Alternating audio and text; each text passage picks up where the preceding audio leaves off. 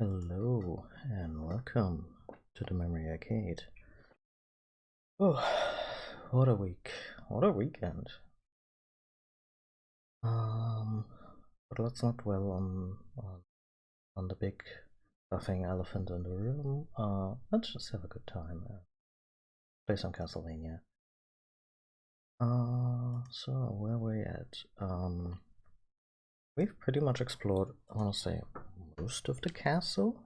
Question mark? Oh, still think this track is an absolute banger. I could only remember where that other book was. We need 3 books to tell us how to beat the penultimate boss properly, so that we can actually get the good ending.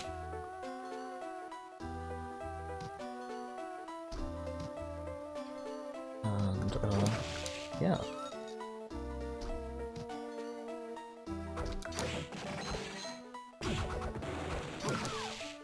This should be a really brief affair.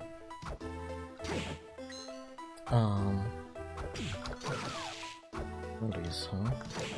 I read about Crowleys. I would very much like to get a soul drop from them. Let's see, I've got Lucky Charm and then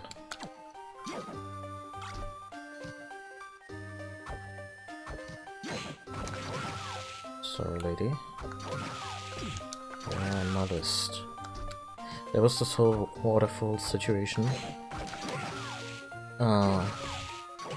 where we couldn't pass, And apparently Curly is one of the souls that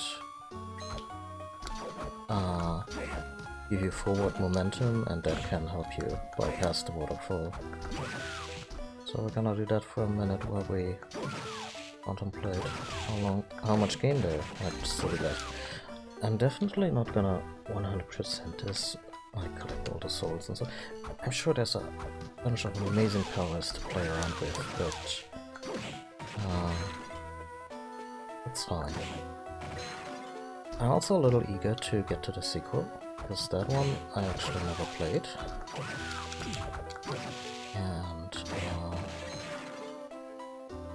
yeah.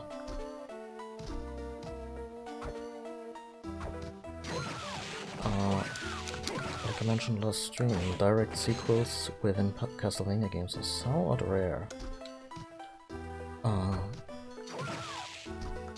Symphony of the Night was obviously a follow-up to a game most of us hadn't played because it only came out in Japan at the time, Rondo of Blood.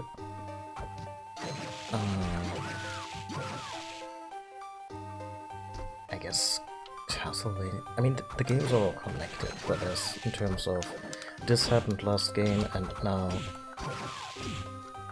more or less the same characters have to deal with this new problem, is not a thing that happens in a series that is mostly about an evil vampire returning every 100 years.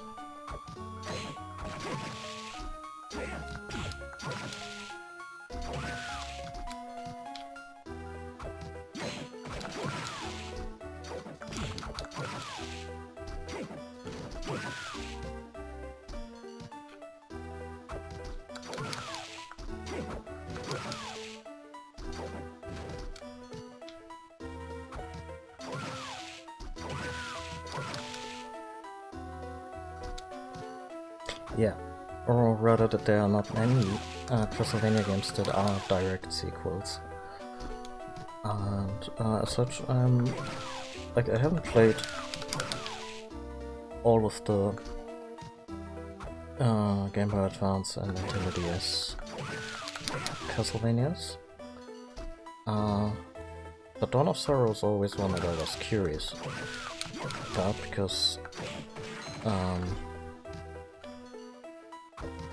Aria is a very solid game on its own, and I'm just curious how they were gonna follow that up, both story-wise and the whole necklace. Very looking necklace, huh? And I was just very curious how they would follow that up both story-wise and in terms of the gameplay mechanics. This is probably also one of the Igavania games that served as a direct blueprint to Bloodstained, with the Souls Collectathon thingy.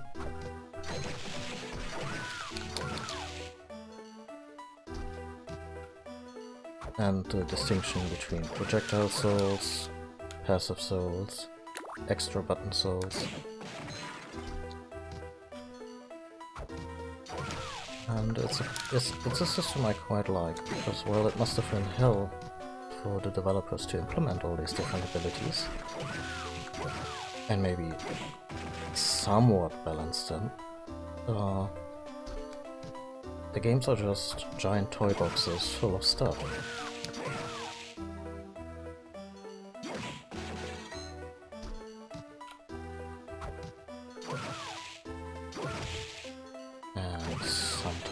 A soul that you kinda want, just won't drop.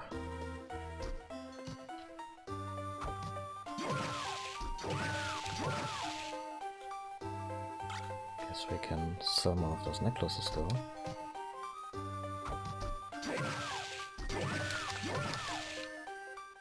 Is it in any way realistic to get the... no.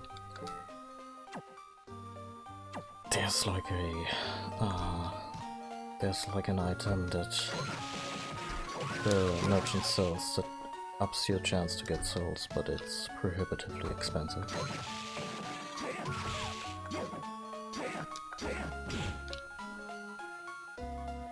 Oh yeah, that looks very stilted.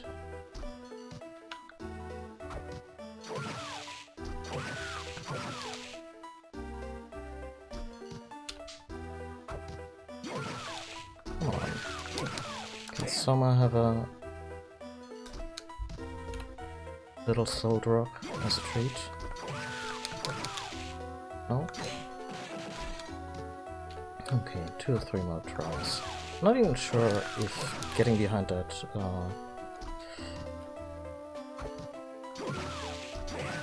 waterfall is in any way essential to completing the story and getting a good ending, but...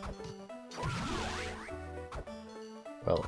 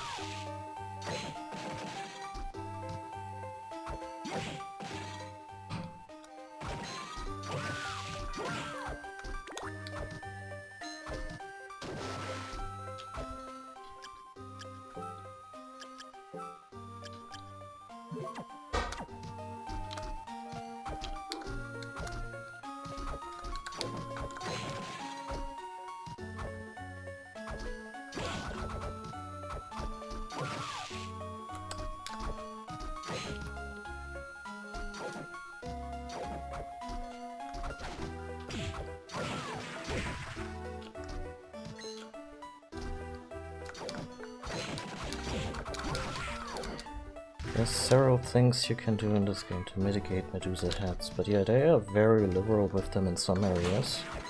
To the point where, oh right, they're a serious staple, we better make good use of them, and by good I mean excessive. How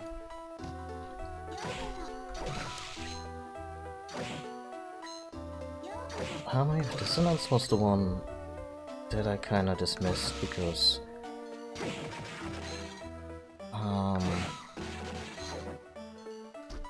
it had to use the original Game Boy 8-bit sound chip to do its thing, because apparently the graphics were too taxing. And also, who was it?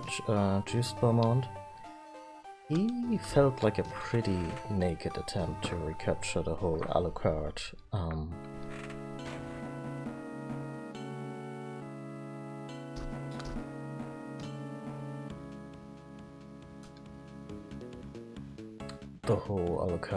appeal, and this was also at a time where I get the impression that Final Fantasy was getting exceedingly more aware of its own trend-setting and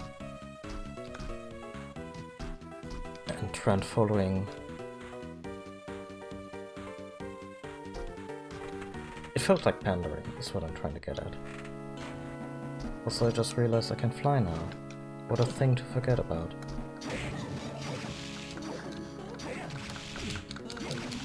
Wow, did that succubus just pretend to be Soma's girlfriend?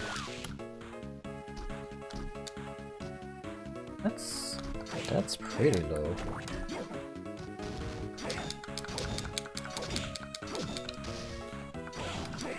Oh god, sounds very much like an endgame enemy.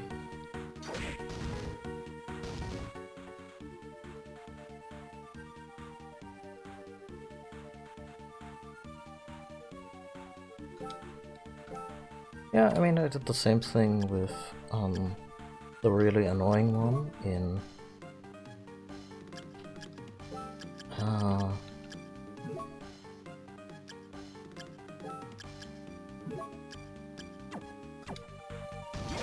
Bloodstained.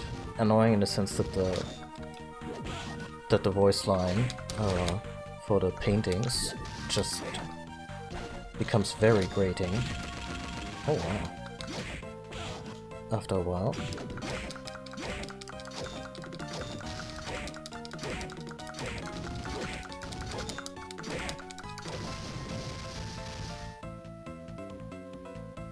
Actually, yeah, I should have tried that. Like I said, I keep forgetting that I can actually fly.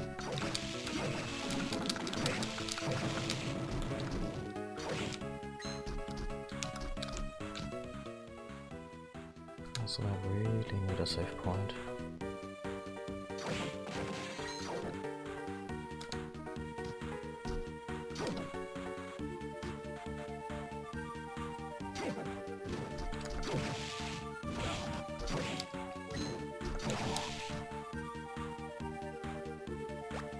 Good enough.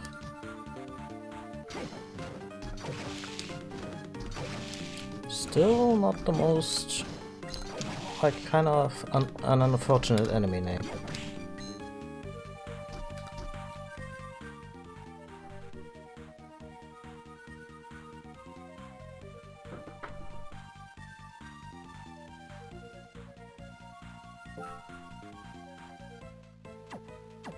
Yeah, no, that line was a lot.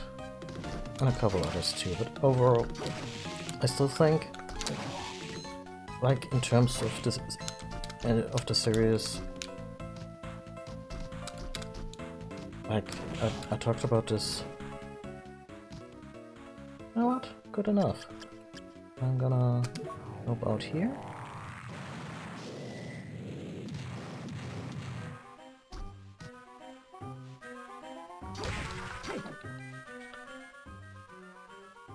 That's not where I wanted to go. There we go.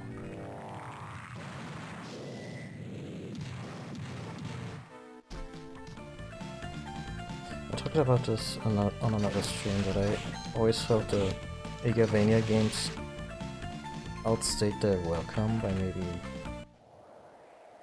2 or 3 games.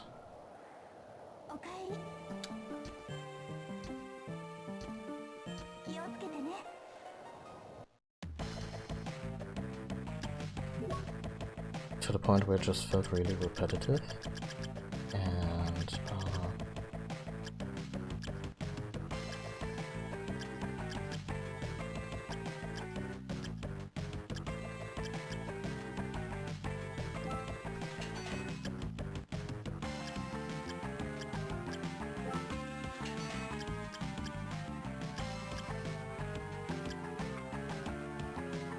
yeah, when did I pick that up? Oh well.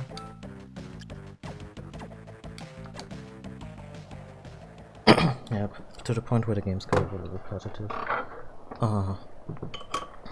Yeah, and Bloodstained was the first one that really felt like the sequel Symphony of the Night deserved.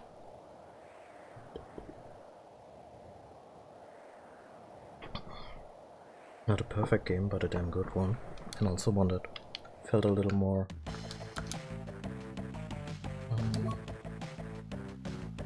less iterative and more like a decent leap.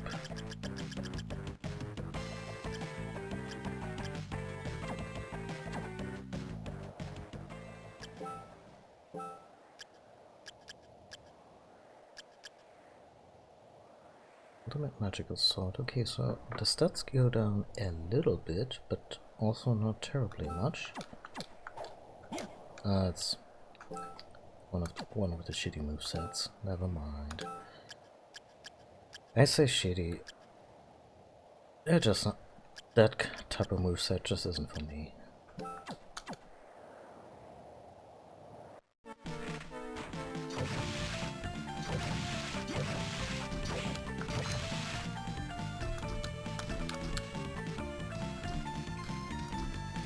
Maybe I'm just being unfair. Maybe in spite of the music, Harmony of Dissonance has some really good moments. Maybe Portrait of Ruin, which I've never touched. That's the one between Dawn of Sorrow and Order of Ecclesia, right? Maybe that one has its great moments, and Raison d'Etres too.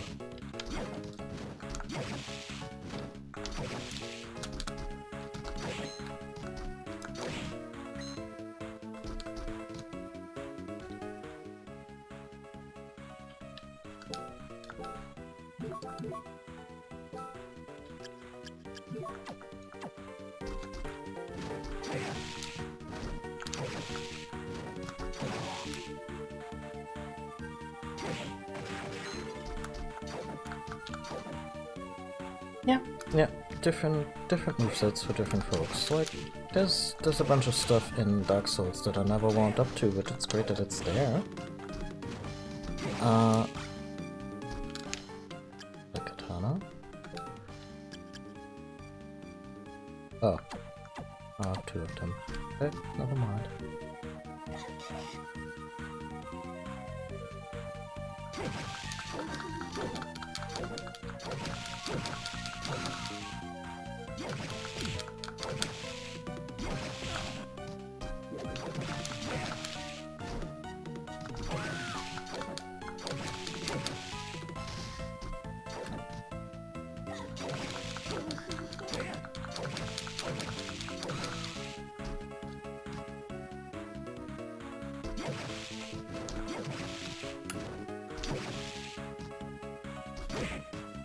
Okay, that's a design.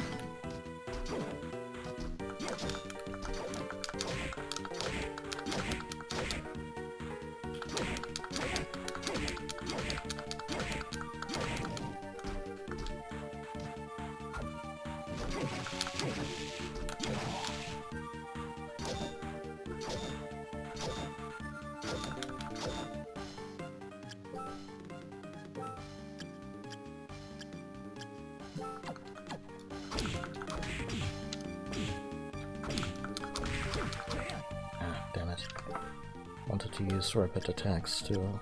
I should have used a combat knife. Never mind. To refill my energy with the Succubus health absorption ability.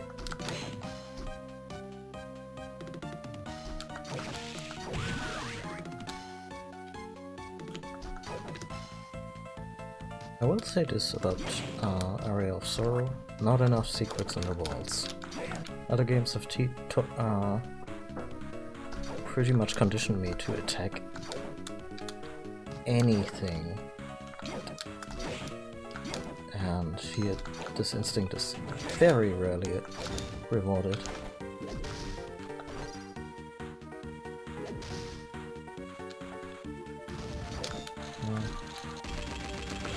Okay, so behind is not really an option. But it's good to know that he can't.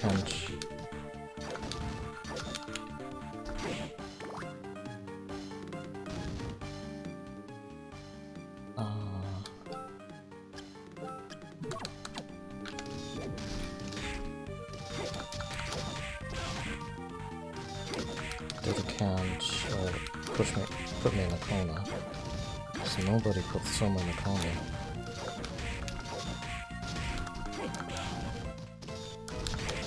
I think they really just want you to hit them in the shins a bunch.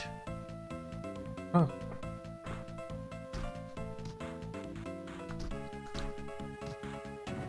Oh, come on. I mean, there is another way, but...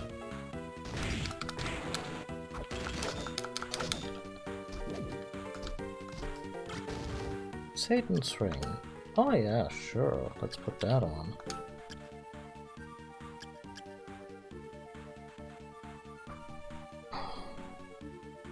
Am I gonna regret this?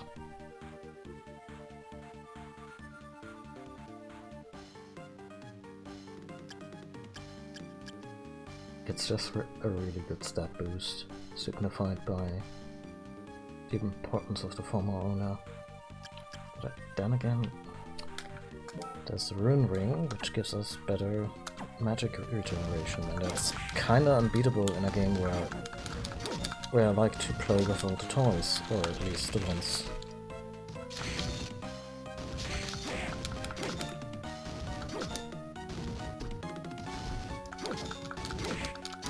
Oh yeah, that too.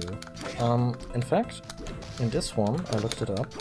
To get the good ending, as in to progress past the penultimate boss, you need to have 3 specific souls equipped, and there's 3 books hidden across the castle that help you figure out which ones.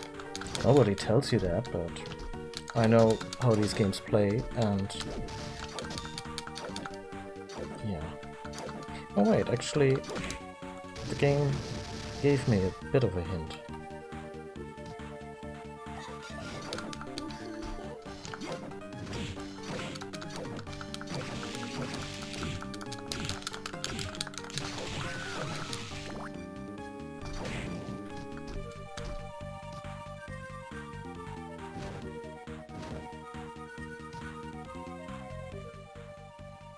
Oh.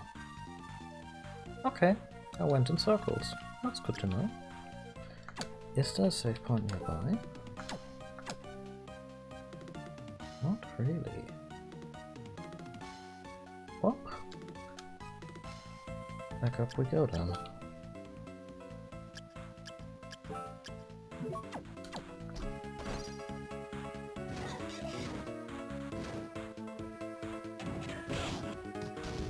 That's fair.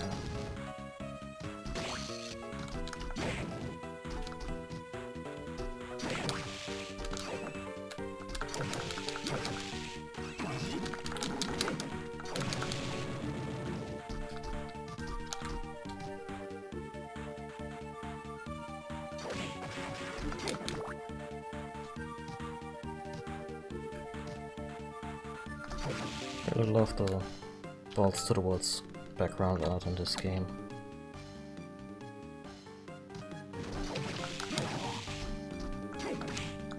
I mean, this was made for smaller screens, so obviously background objects had to be somewhat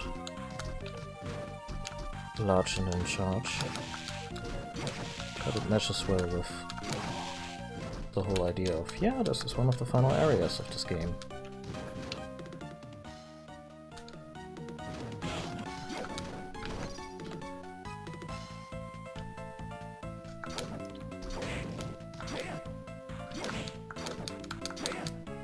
Okay, goodbye.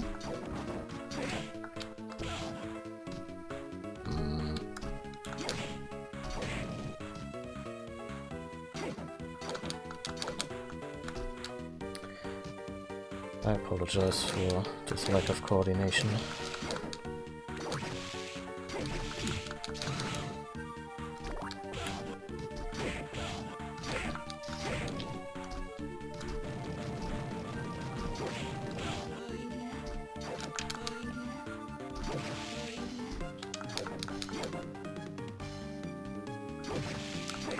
Oh shit, those skull lanterns. Were they lit when I entered the room? Ah, yeah, no, we're coming up on the boss room.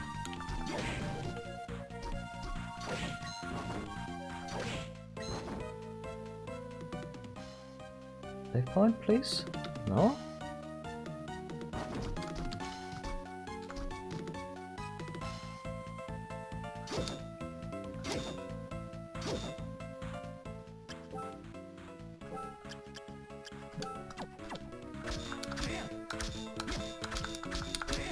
Oh, no way! This was so self.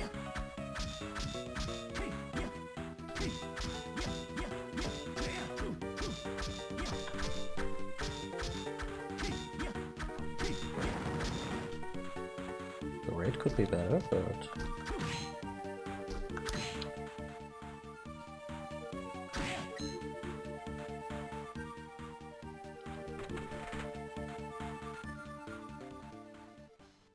Let's see...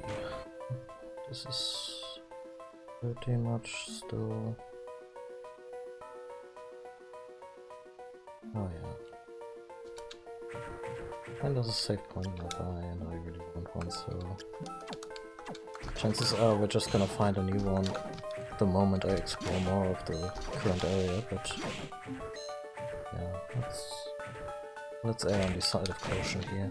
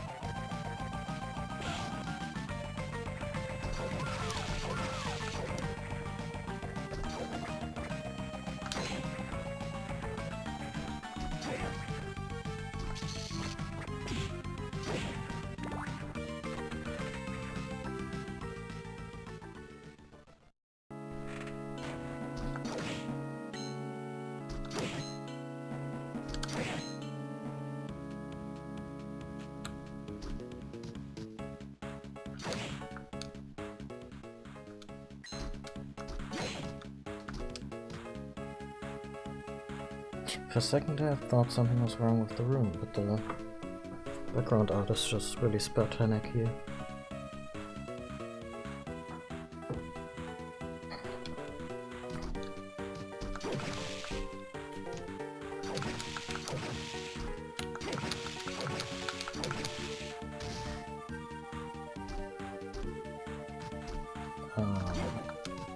The part where it looks actively broken? What gives?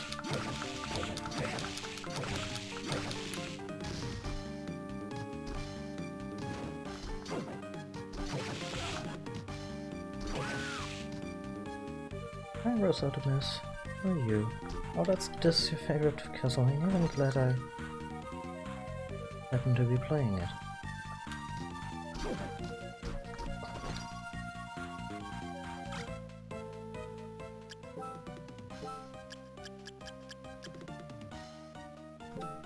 Sword of Darkness. We fight any holy people.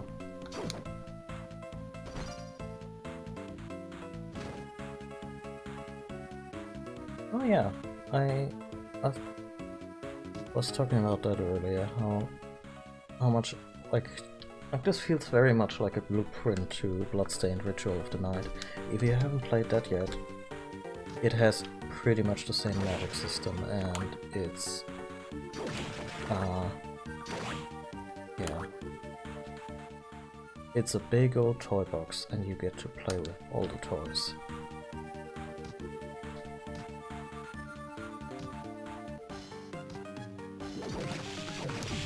Oh wow.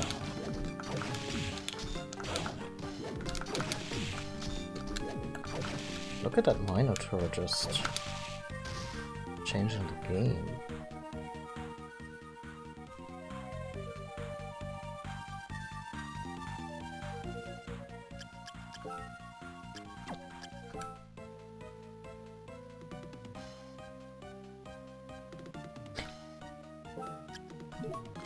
It's good. It's really good. It's very much like the game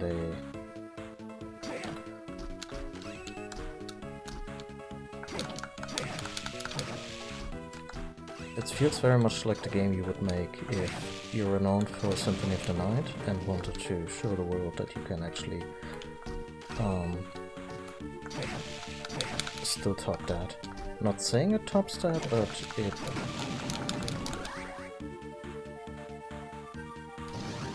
has a lot of ambition and doesn't necessarily fall short of that.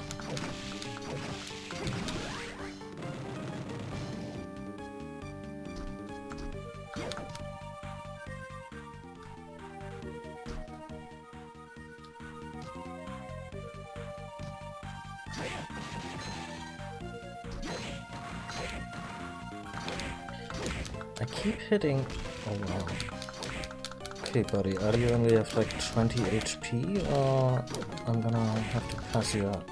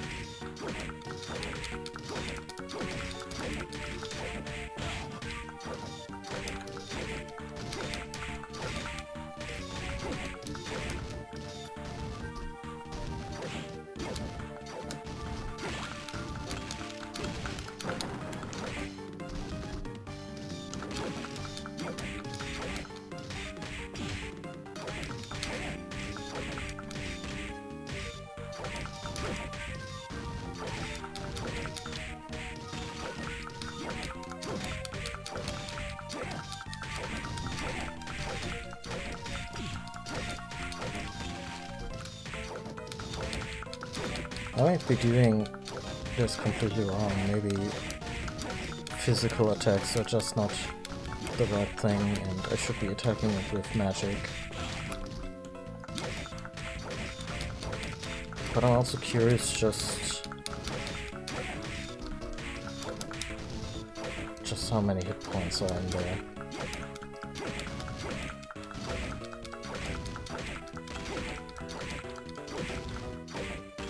It's pointless, Anakin. I have the high ground. Good lord. Again, if I'm not doing any great damage with my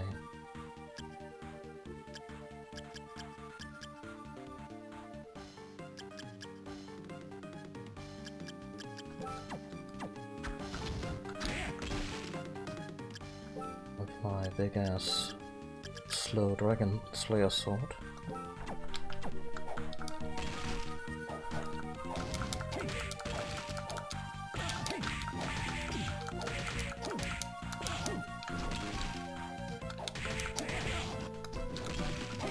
This seems more risky than worth it. Let's use an honest to god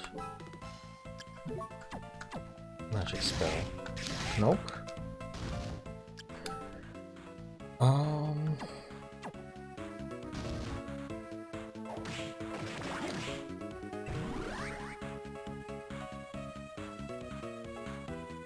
Pressing L in Lidja. Oh, please.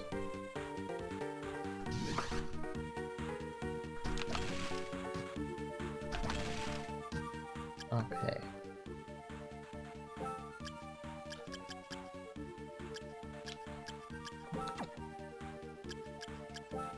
Let's see.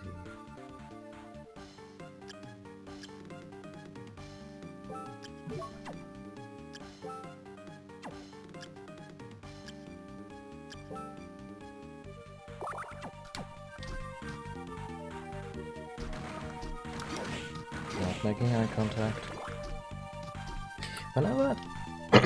Whenever I knock over a coffin, I feel like, wow, that's somebody's bed. How inconsiderate.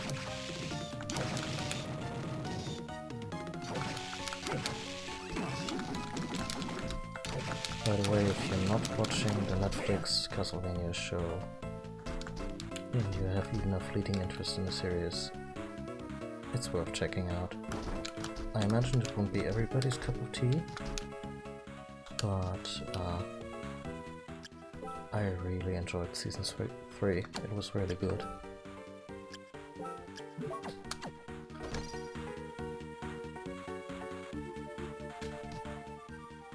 The second series is maddeningly slow in some parts, where you think that they should just move on both sides. Both the bad guys and the good guys are kinda have a job to do, and they go about it in the most plodding, meandering way. That's season 2. Still ends on a real high note, and then season 3 is still very slow paced, but in a way that feels more justified to what's actually happening. Like,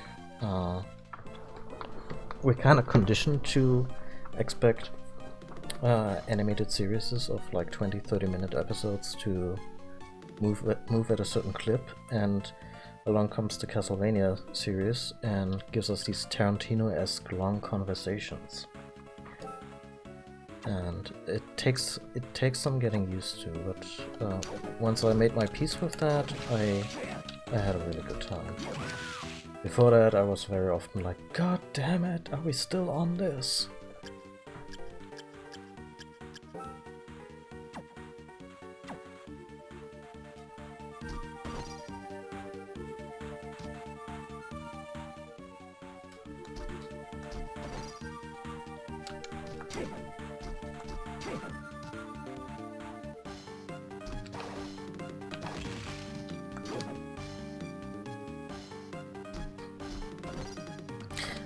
I think season 1 also, like, not terribly much happens in season 1, but I think it's more justified because it's just 6 episodes and they need to put that exposition somewhere. I think it's specifically Season 2 where I was sometimes just disheartened to see that they were still discussing certain things and deliberating and whatnot.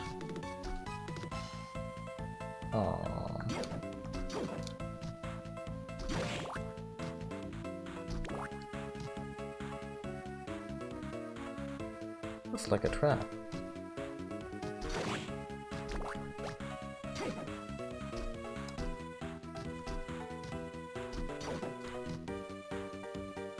Wasn't a trap. Oh yeah, but that's definitely the lead up to Run Room.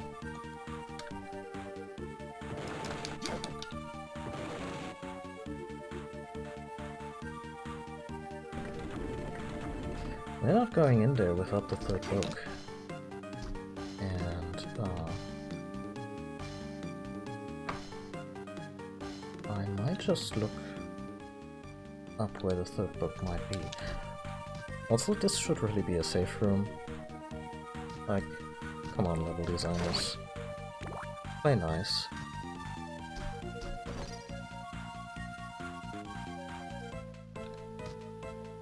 Maybe there's one over here?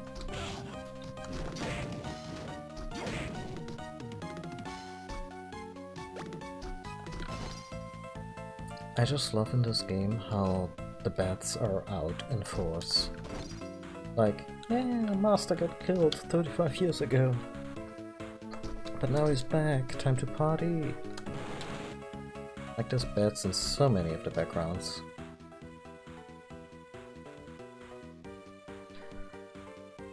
Where could that book be? There's still some unexplored stuff though. That's the waterfall.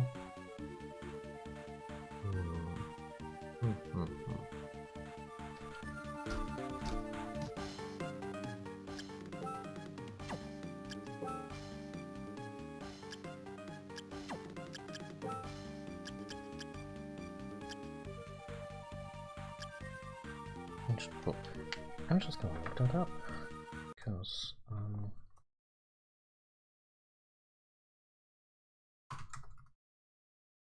I don't want to bore you with me wandering the castle for like an hour without finding it.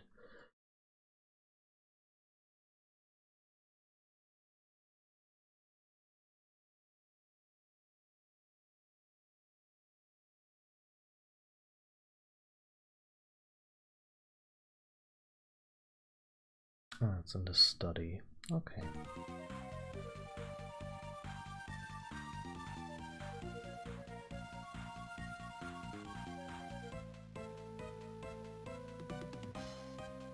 Oh yeah, producer credits in Japanese games are very different. Especially, I guess the mentality is always to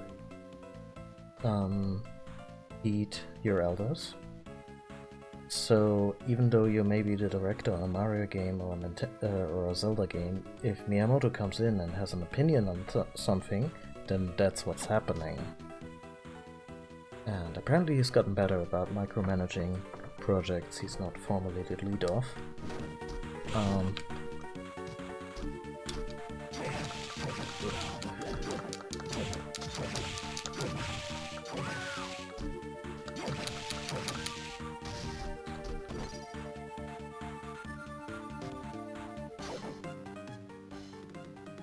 And I mean, on one hand, it might feel like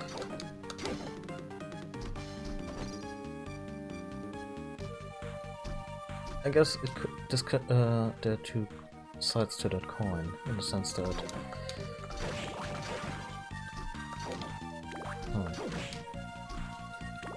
on one hand there's a lot of talent that gets preserved and cultivated in a company.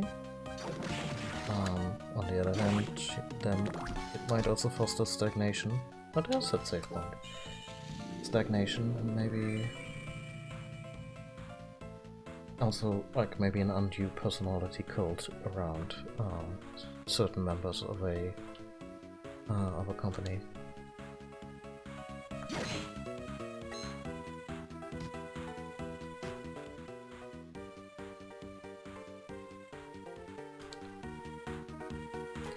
I suppose in terms of Miyamoto, it's probably not a bad thing, because as far as I can tell, aside from him sometimes throwing out a lot of work people had worked on, I never got even a whiff of toxicity from this man in terms of how he actually interacts with people. Maybe that's just a thing that doesn't get reported in because Japan. Oh, the heart pendant. Or heart drops, maybe? Heart-shaped pendant. Increases luck, but...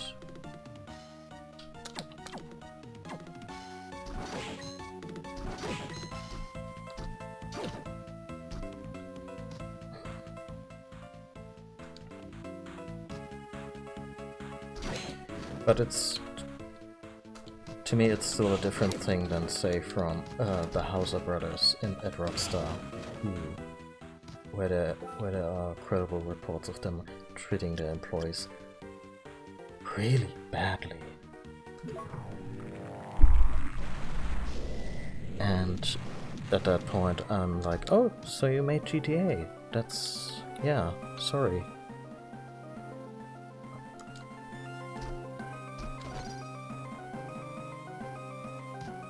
I'm still not impressed, given some of the things I heard about your style of leadership.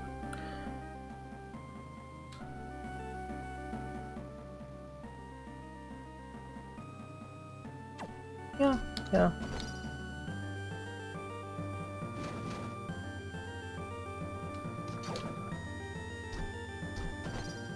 And Nintendo is Tallhammer. Nintendo is an odd one in that regard, in the sense that they sometimes seem very resistant to innovation, or going with the times, like, say, stuff related to the internet. But then they are also encourage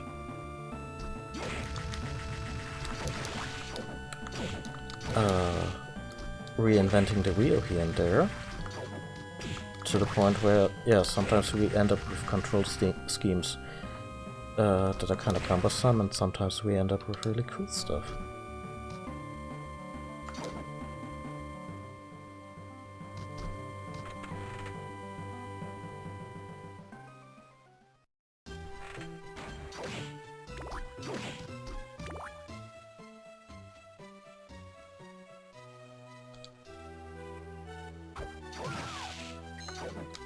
Oh, this might actually be the study.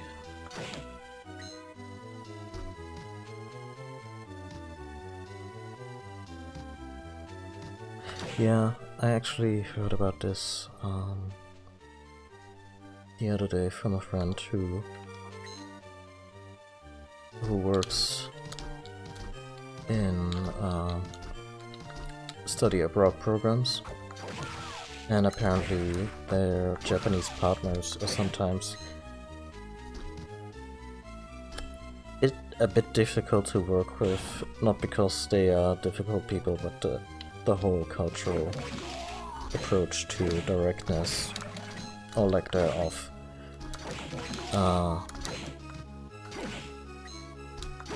is a mindset you have to get into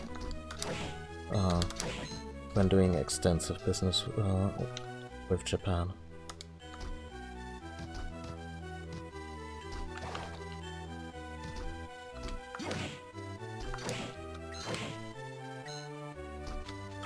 Oh.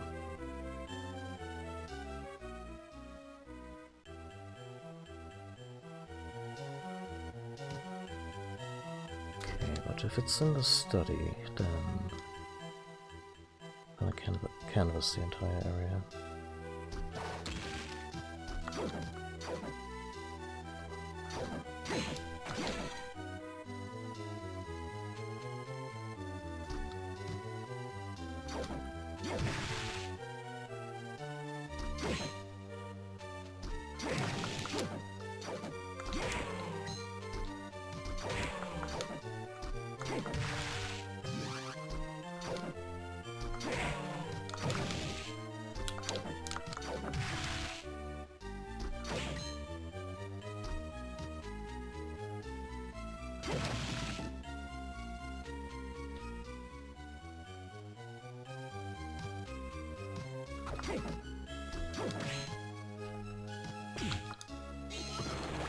got there?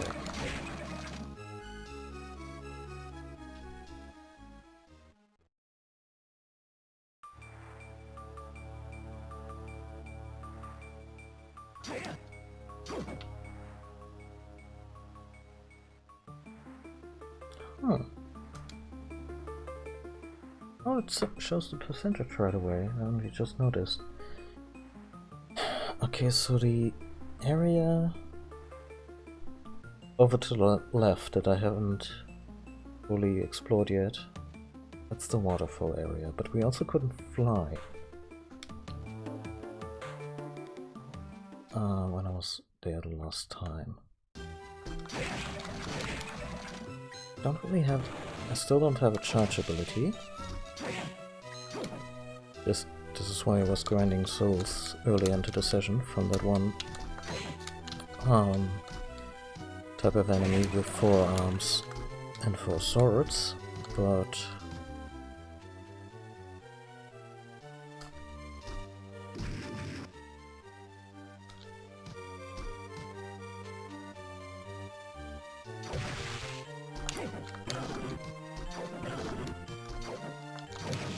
I mean,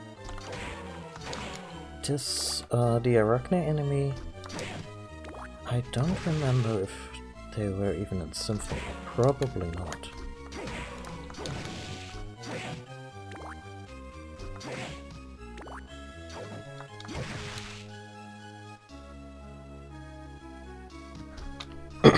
There's obviously regular spiders in Super Castlevania 4.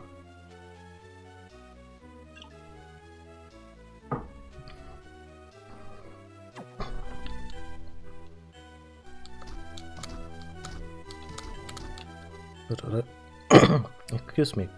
But other than that,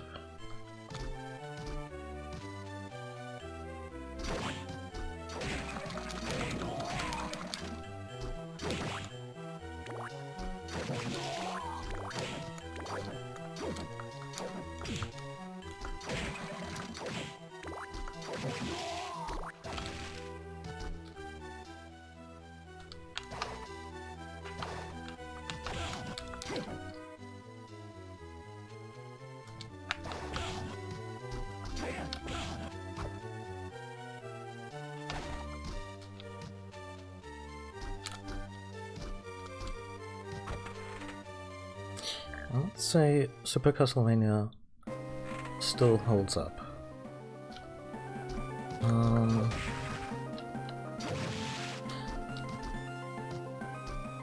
The first 3, 1 and 3 are really difficult.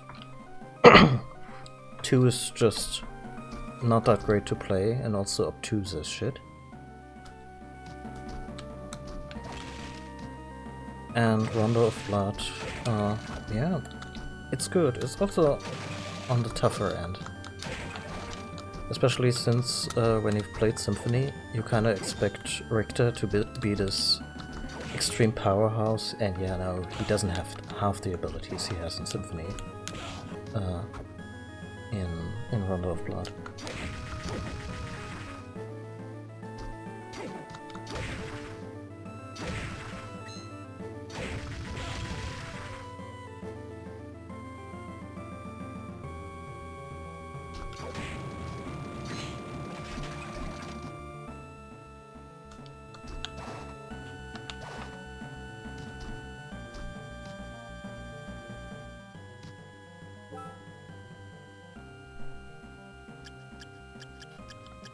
Yeah, to that end, I really like the spider in Mega Man X1. Oh.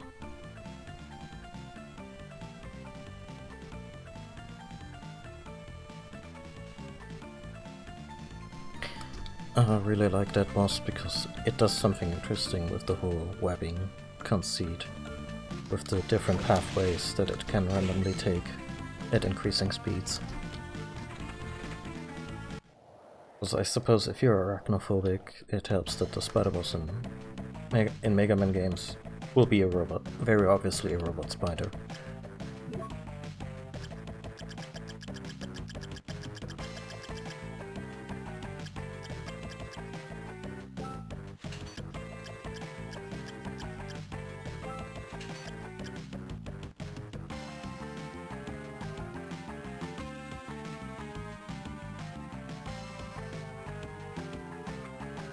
Yeah, and probably throwing smaller spiders at the player while they're at it.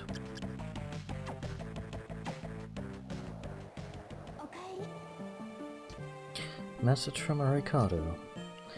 Yes, it's there should be an ancient books that talk about Dracula's power hidden somewhere in the castle. I wonder what they're about. I see. Okay, we already get that message, but it's a good segue. I haven't even looked at it.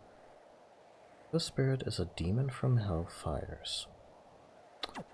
Well, it's, I guess, the fire demon? Which might be one that we haven't gotten yet. Certainly not the tiny devils.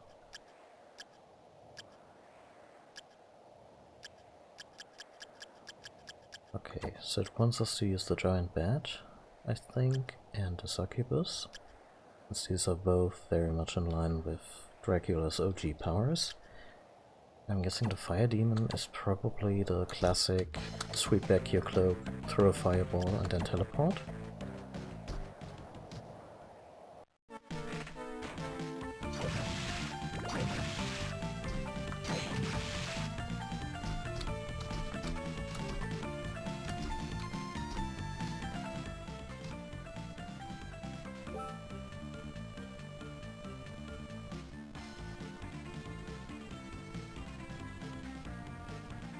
Yeah, it's just unpleasant.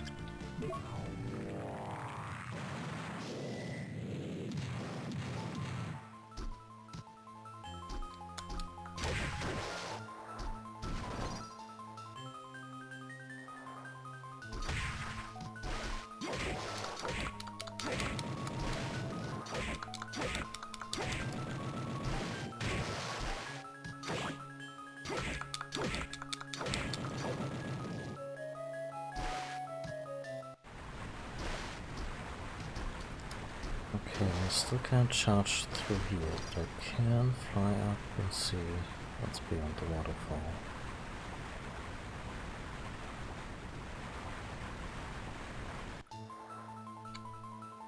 Freaking gun! I mean...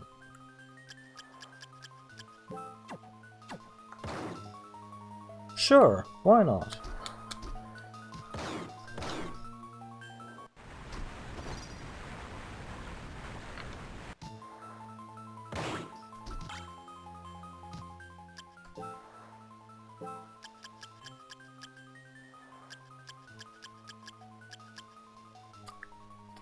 Ronginos' spear. Ronginos.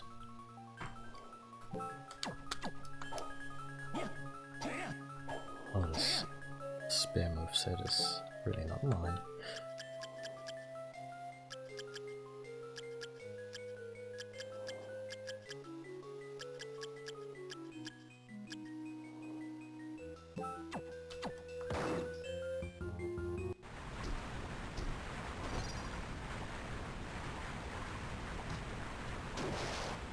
Oh.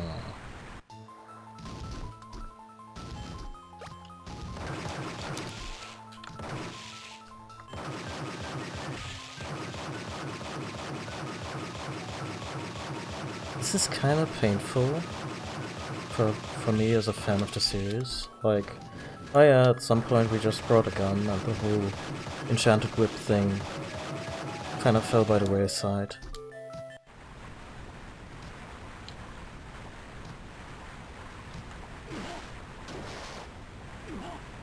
Still can't get that, huh?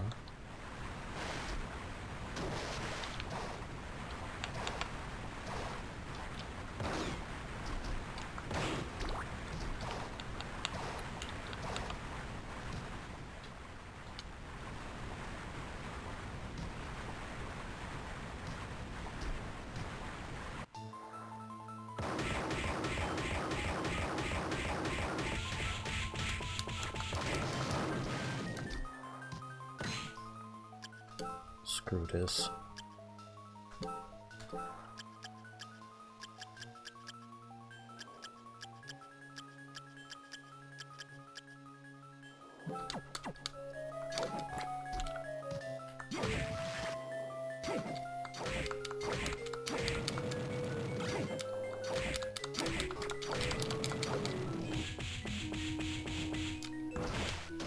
Oh no! Leech seed.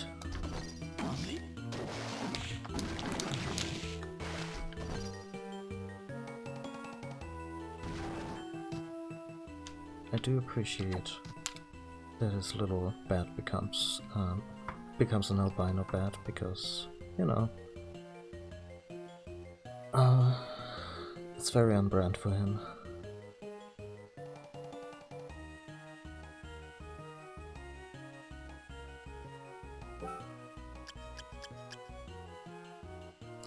Where would I find a fire demon in these games? And this game specifically.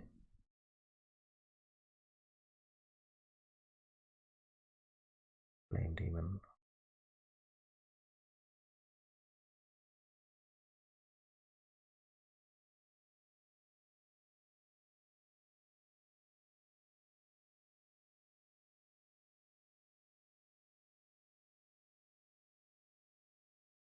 Anagaran Cemetery and Forbidden Area. Well, then we should actually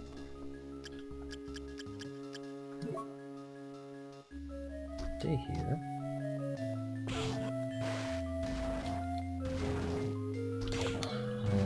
You're not even the Redeemer.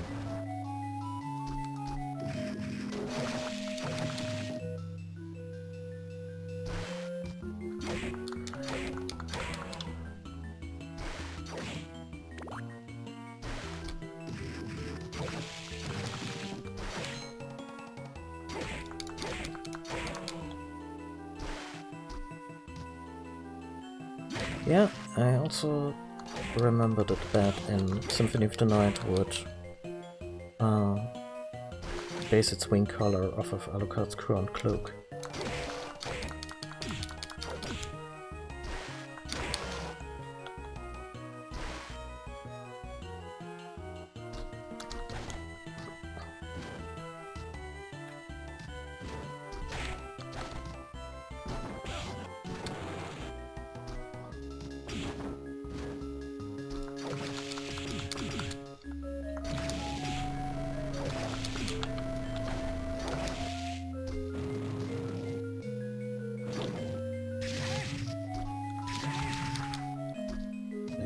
I need this one.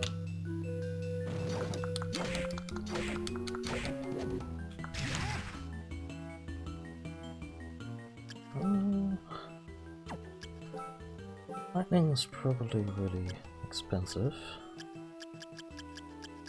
Let's see. Lightning down 46.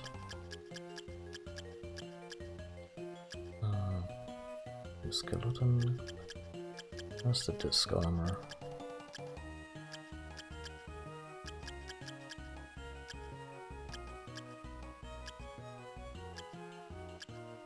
It's one of the issues I had with Gao in Final Fantasy VI. At some point, you forget what certain abilities are all about, because it's named after the enemies you copy and not the abilities, and there's no way to maybe set some favorites.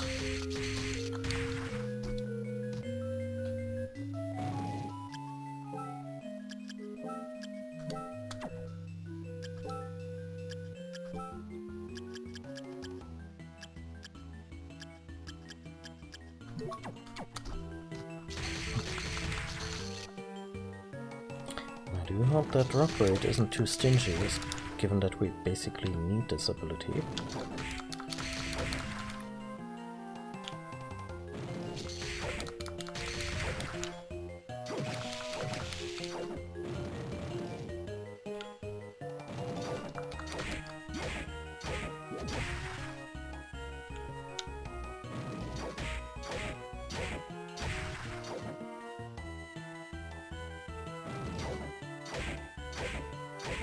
Oh. What I appreciate is that if you change the blood color in Bloodstained, even the huge obstacle, the blood fountain, in one of the early areas of the castle is colored that way. So even though the game is named Bloodstained, it's horror themed and it's about vampires to an extent. If for people who get really scripted out by blood, this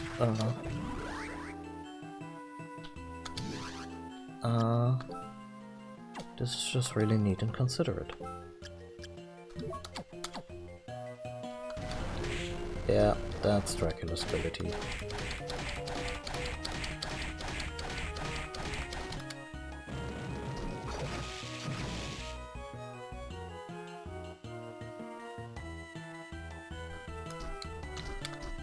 Okay.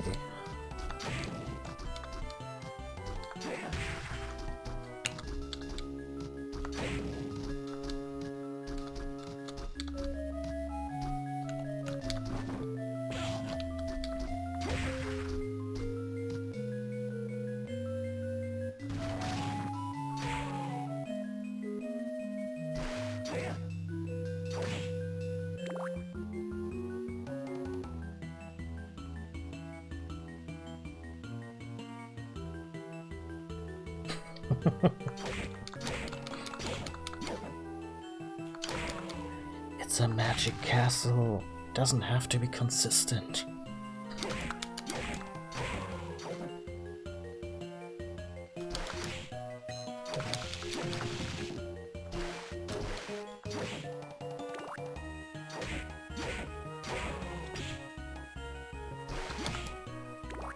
I kinda like the idea that the whole affair is just one big, really elaborate LARP, and instead of blood, for rules reason or to be sensitive towards people who have a problem with blood, and even fake blood, they settled on flour.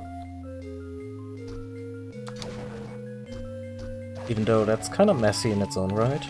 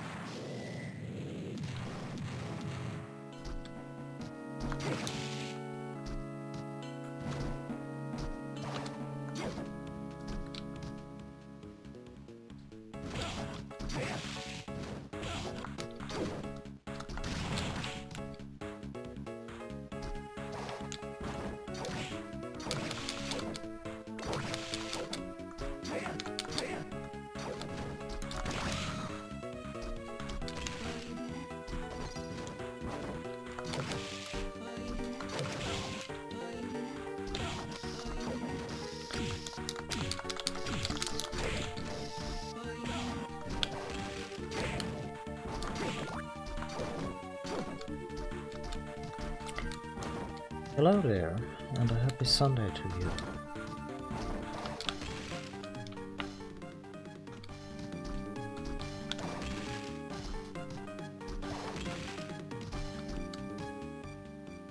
Okay, let's see.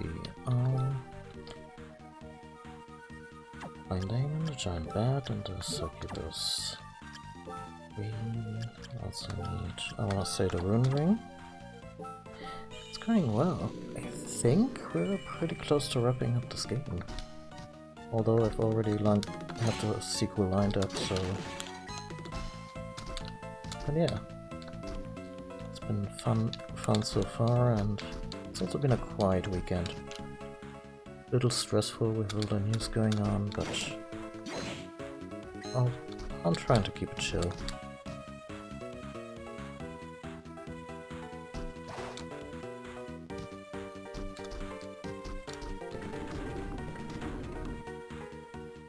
Okay.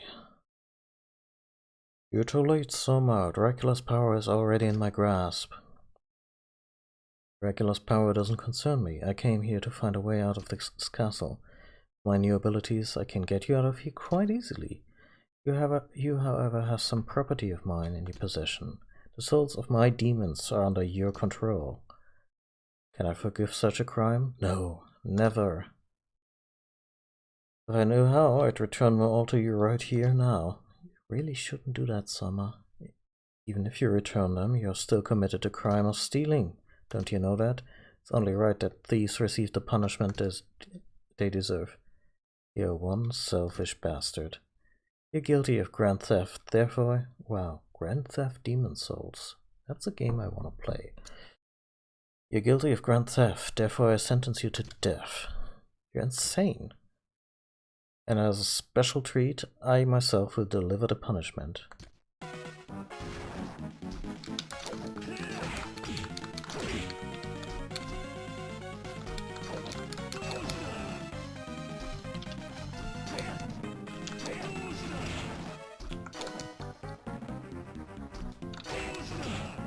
I should really conserve my health better.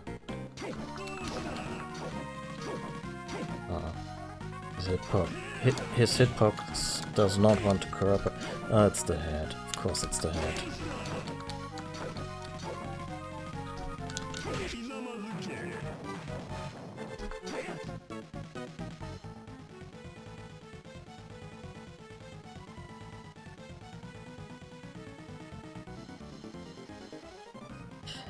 In fairness, you're not missing much. I recently looked into if there were maybe some, you know, fan-made hacks and patches to make Castlevania 64 control a little bit less shitty. Because this is a game I was already a fan of the series when this game came out, and I desperately wanted to like it, and it's not good. Castlevania 64 is really not good, and the direct sequel doesn't do much, or Director's Cut of Souls doesn't do much to address the really poor controls. The platforming is finicky and punishing.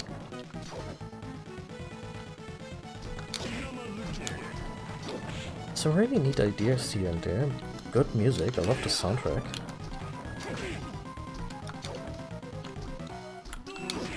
But yeah, not missing much. Actually never played any of the PlayStation 2 era 3D Castlevanias. I wonder if they still hold up somewhat. The reviews for them were always a little mixed, so I never bothered. And then Lords of Shadows came out, and that was actually a pretty decent 3D Castlevania, so...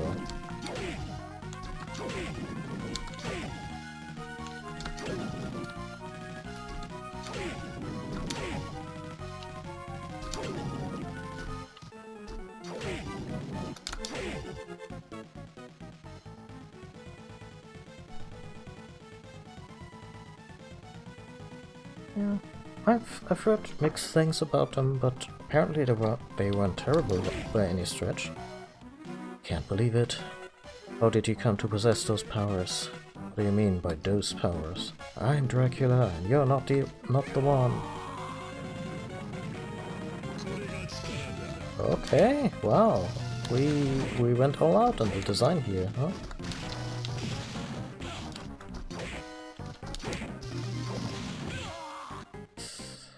Yeah, I'm gonna need to do over on that one.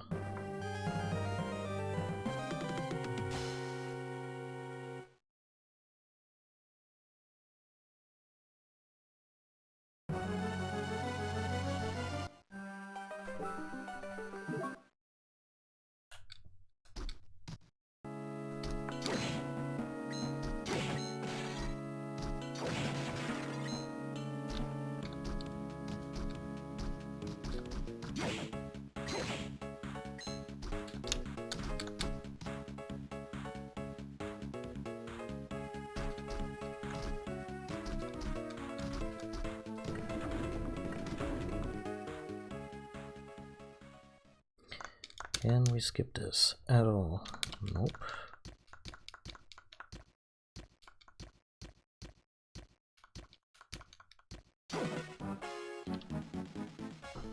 Let's just drop a save state here.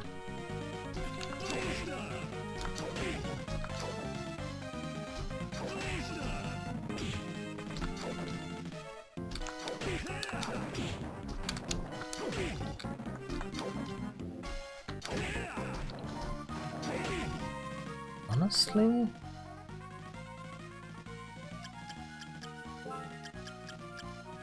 where is that ultimate magical sword? Because the moveset might actually help us out here.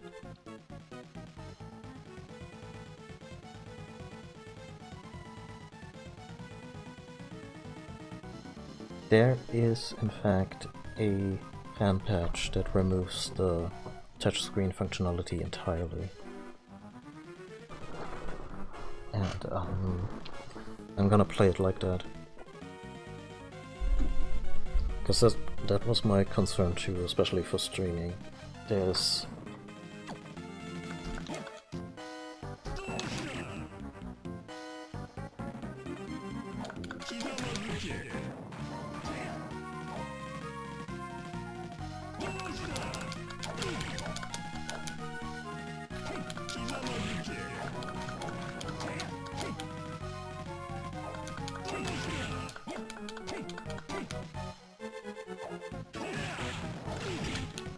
Oh, losing way too much health.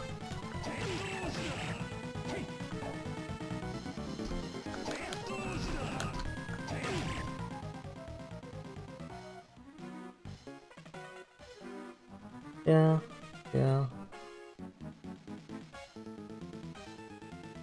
Although, if you're using some kind of injection method, you might just be able to patch the game on your computer and then inject it in the altered form. I have no idea if that will work, but yeah. I'm not concentrating on the battle properly.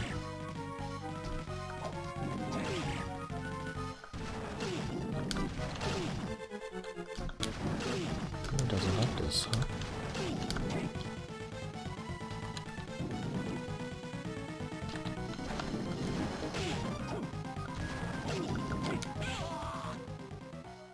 Let's try this again.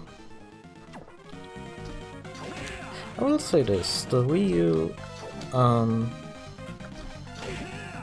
always frustrated when the Wii U makes me pull out the gamepad for anything, but it's a great machine that gives you access to a lot of games, especially if you are inclined to maybe use some third-party software. Again, always be mindful of warranty and such, and I'm not advocating in any way playing games you haven't legally purchased, but especially for me as a streamer, it's great to have Wii U games, Wii games, and with a little bit of tinkering, GameCube games all ready to go on a console that has an HDMI output that connects to my capture card. That pretty much guarantees that I will have the Wii U hooked up and ready to go for a long time, because there's a ton of games I can stream that way on original hardware.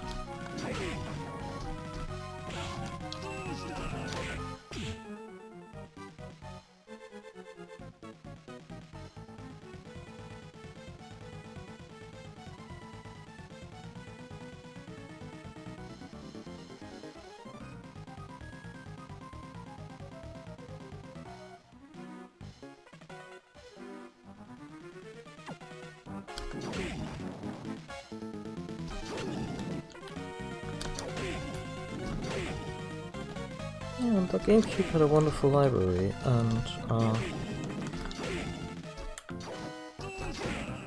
and so did the Wii U. I mean, the running joke is that pretty much anything that made the Wii U special as a console is slowly coming over to the Switch. And I fully support that, because the Switch is a much more rounded product, and not bogged down by weird stuff like the Wii U gamepad. But yeah, I still want to play Twilight Princess HD and Wind Waker HD soonish on stream, and the Wii U's where this is gonna happen. Oh. Okay. Do I wanna Do I want to use a save state here? This feels kind of like cheating, but also kind of not, because it's a very different phase of the battle.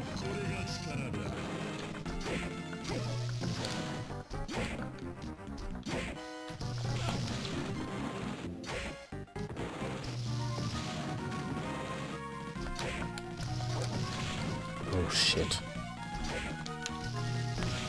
And there's basically just 3 things to pay attention to. It's not rocket science, but they sure know how to fill the screen here.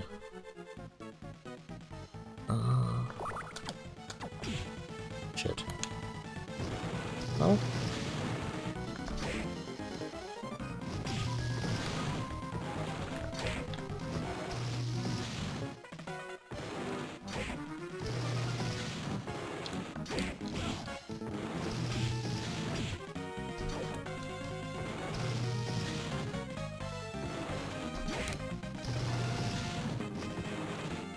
Okay, so for your consideration, there's a lengthy throbbing organ at the bottom of that enemy, and if I have to see it and cannot unsee it, so do you. You're welcome.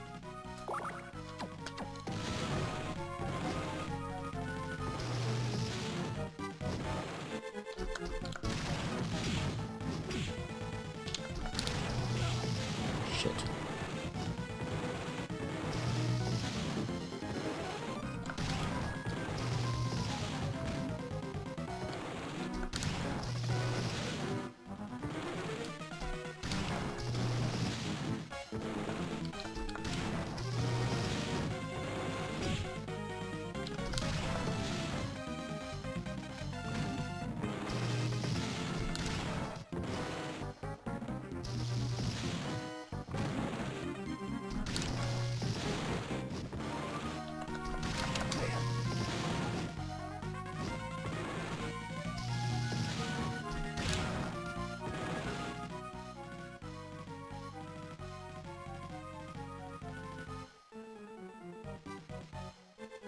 I should probably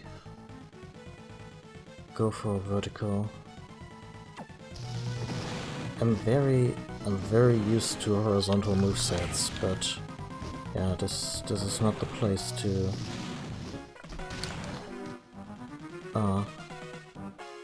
Oh well, never mind. No, this cannot be. Does this mean that I'm not Dracula?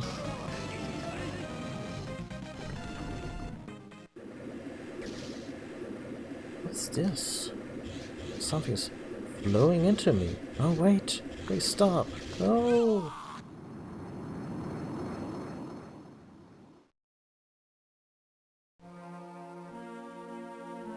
Finally, I clearly understand. I think we got the bad ending. I clearly understand everything. I am Dracula. This is like a bad joke. Come on out, Arikado. I know you're here. Why did you force me to awaken? I was just fine as I was. Yes, you weren't supposed to come to this castle in the first place. Then why did you make me come here? Your soul and Dracula's magical powers are one and the same. No matter what we did, this day was destined to come. That being so, I decided to awaken you somewhere I could use my powers. Huh? What do you mean? I don't understand. Because you are now one with him, an evil spirit must be flowing into you. Yes, it started not too long ago, and it's slowly filling me up. I am doing all that I can to keep from being consumed by it. Once you have finished absorbing all of it, his powers will be yours. You will then become the evil Count. I do not want to let that happen. Neither do I. I know, that is why I chose the dangerous route. The dangerous route. The evil in the spirit comes from those who seek chaos and destruction, so we need to cut off the source of the chaos influencing the spirit. Is that possible? This castle is a product of Dracula's magic. It's a spiritual world. My point is that a stream of chaos exists within the castle as well. There's a place where only you, Dracula, can go. That's where the chaos is. I'll go. I'm not afraid. What do I do once I get there? You'll have to stop it using your own strength. You already succeeded in reaching the throne. I'm sure you can do it. If it will make me myself again, I will do whatever it takes. As long as my powers continue to affect this place, the flow of the evil spirit into you will be slowed down. Go quickly. I'm going. I appreciate your help. Oh, apparently...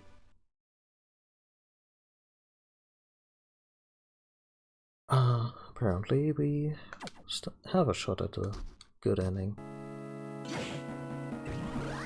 Black Panther. Generate shockwaves while you dash. Miraculous tunic.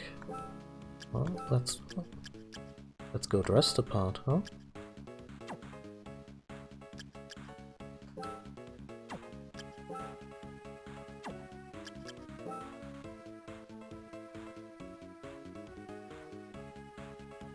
Oh yeah, that's a good point. We should absolutely talk to Mina.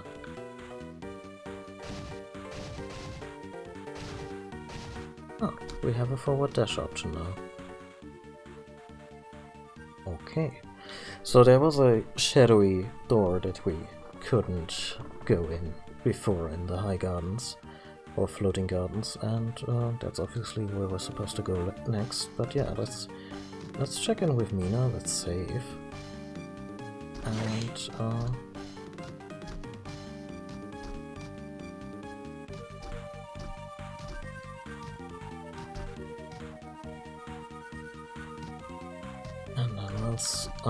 and then I also want to check behind that.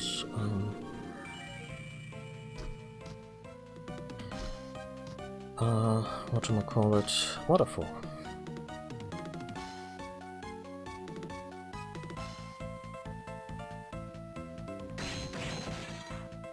I can.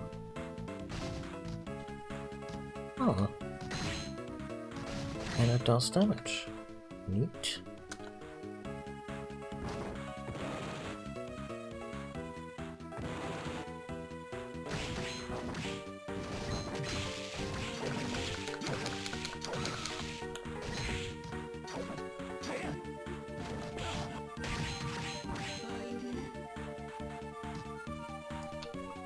I feel like a snob for saying this, but Harmony of Dissonance always kinda rubbed me the wrong way, because it had to compromise on the sound chip for technical reasons at the time. And I'm pretty sure the soundtrack is great, even though it uses the Game Boy sound chip. It just kind of felt like, at the time I was like, oh, this sounds so old-fashioned. And here I am playing old-fashioned games. You look different. Did something happen? No, nothing happened. Your throat looks delicious. Really? If you say so. What can I get you?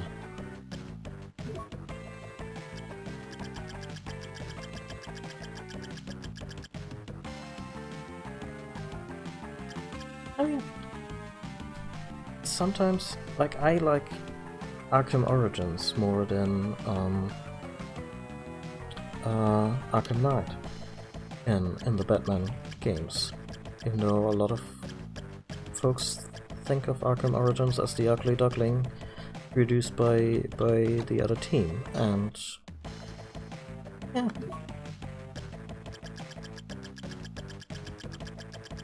Tastes can differ, and that's okay.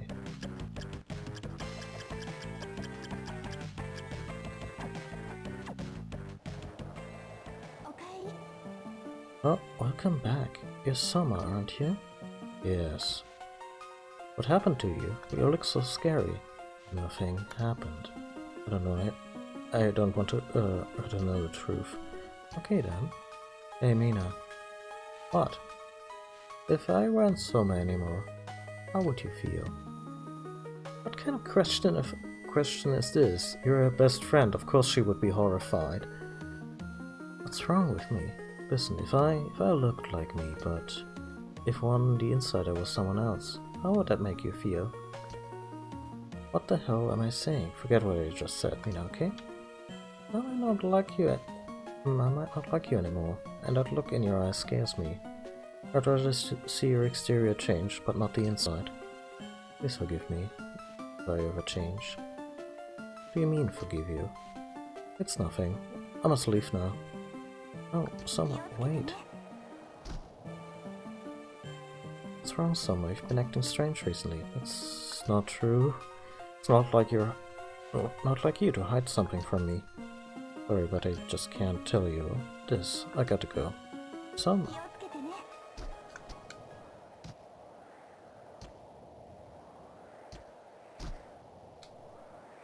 Kind of shitty that they give us a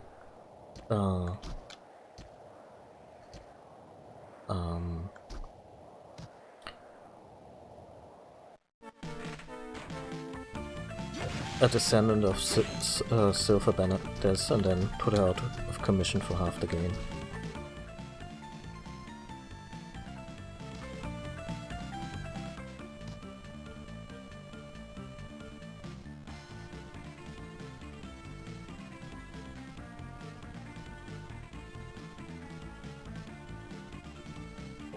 I mean, that's fair. Although, who do you play as in Circle of the Moon? Wasn't that a Belmont?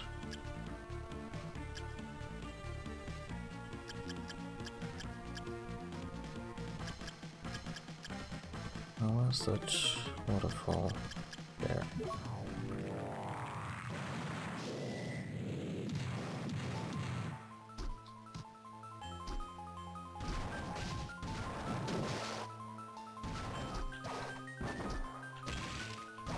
Honestly, this limitless upward dash and the forward dash we have now, it's a great set of movement options.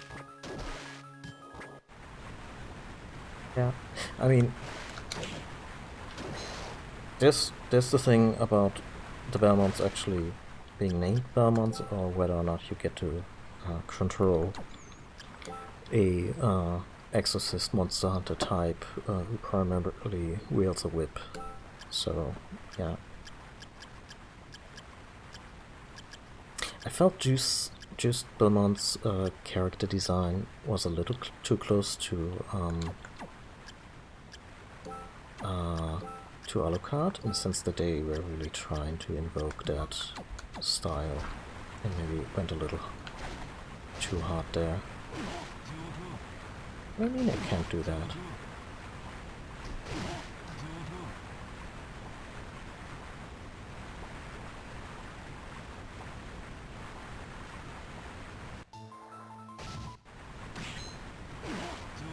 Oh.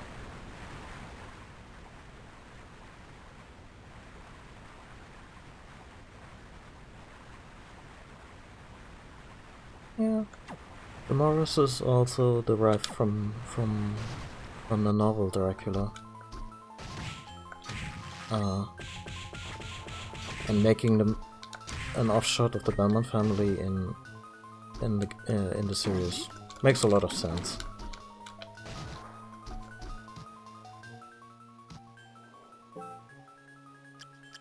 I've been trying to... Do I miss out on a lot of stuff? It's like, is there a boss behind this, or is it just a couple of items and a shortcut? Because it...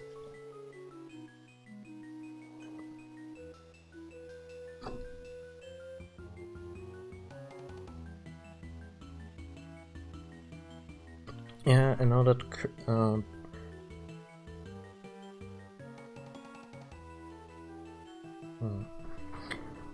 Let me just look at a map of the game.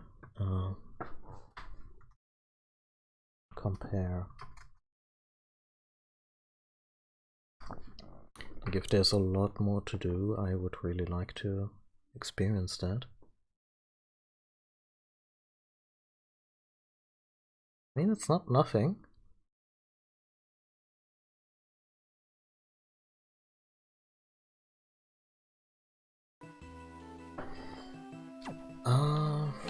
Where did we fight Curly? I have been here.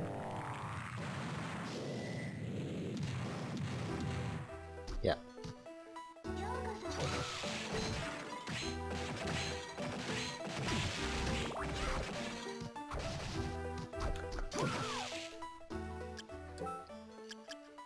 Let's equip some luck.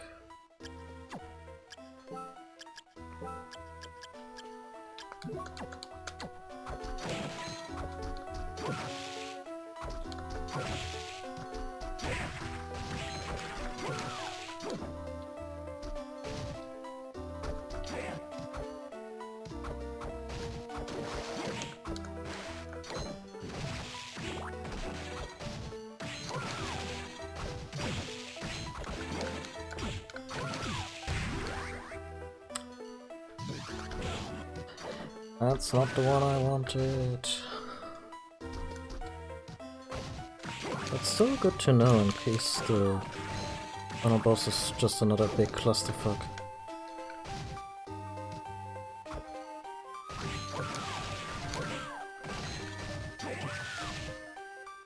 Yeah.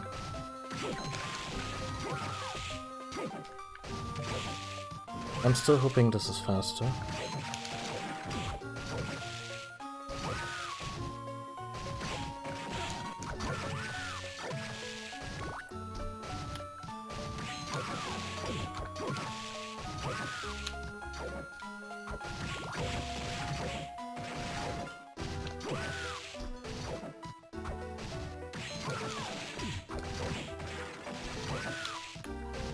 You know what will really honk when I start Dawn of Sorrow and we don't have a double jump, we don't have this dash, which I'm already becoming addicted to?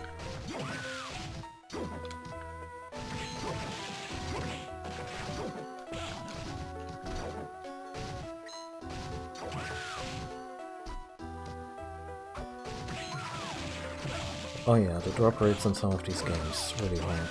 Apparently the luck stat in Dawn of Sorrow is also broken, which prompted another, like if you go to romhacking.net, you sometimes find out that, oh wait, some of these old games were, had really severe bugs that never got fixed, and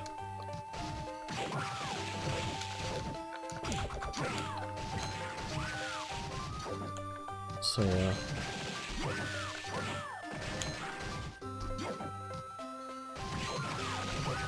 The stats, I guess that's one of the things that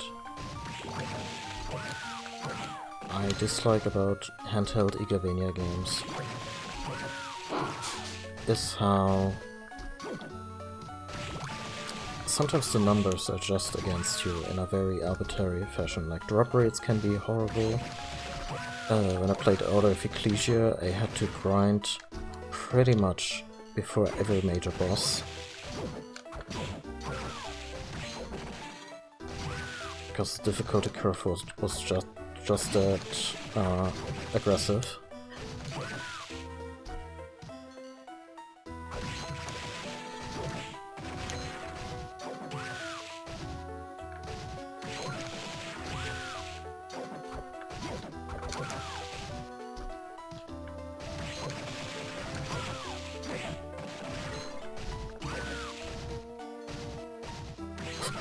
That can't be right. Bugs were only invented once online updates became available. Oh yeah, if only. You wanna hear something fun? Final Fantasy... what's it called in the... Final Fantasy Adventure on the Game Boy. Also known as the original Seiken Densetsu, which later became Secret of Mana in the West, sequel to that game. And it was Mystic Quest in Europe. Not even Final Fantasy Mystic Quest, just Mystic Quest. Or Mystic Quest Legend. Anyway. Top-down action RPG. A lot in common with Secret of Mana, because it started that series. This one had generic keys that you would use in dungeons to open doors, and you could buy them in bulk at vendors. There's a point of no return in that game before you enter the first dungeon, the final dungeon. There are locked doors in that dungeon. If you don't have keys, these purchasable keys that I mentioned. You are shit out of luck. There's no way for you to get these keys. So you're in the final dungeon, atop the big waterfall under the mana tree, and yeah, that is your fate. And this is a long game. Like, this took me a couple of weeks as a kid to get to that point. And basically calling into the Nintendo hotline and being like, yeah, what do I do now? And they're like,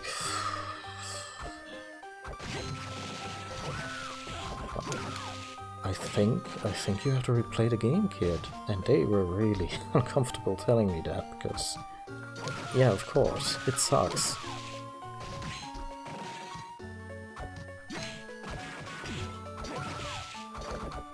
Oh no, there's an enemy in the third mirror.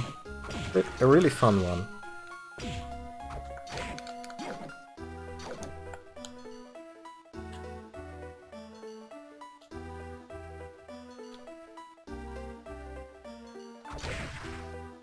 And once you exercise this one, by way of stabbing, the mirror becomes normal. This one actually gave me a bit of a fright when I first saw it in this playthrough, because I just didn't anticipate that, and I like subtle scares like this. Like you're just going, wait, this isn't right. Oh shit!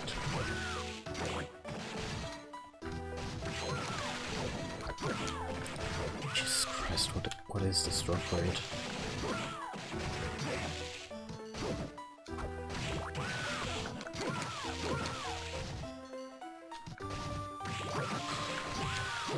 So to those knowledgeable in this game, in chat, or people who don't mind googling it, what are the alternatives to Curly?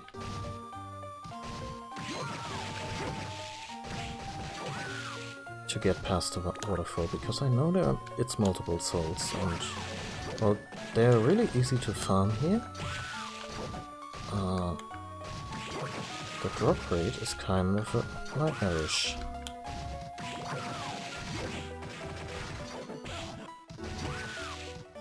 So I'm gonna double check if I actually do not already have it.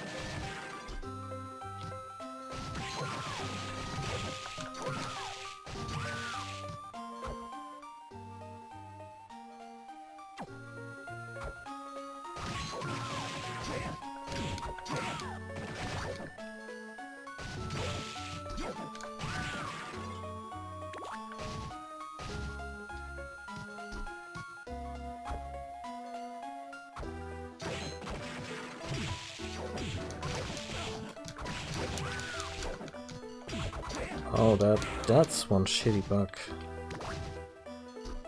Especially since this is a game where you really start investing in your one save, because you're beholden to enemy drop rates, and you probably didn't feel like rebuilding.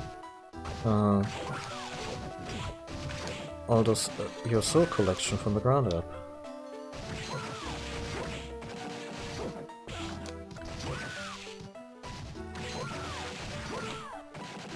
Oh god damn it.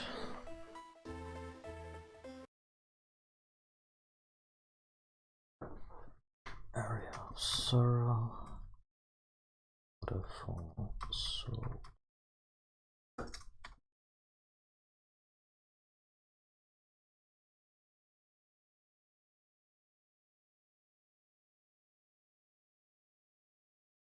Ah, Curly Devil and Manticore. Hey.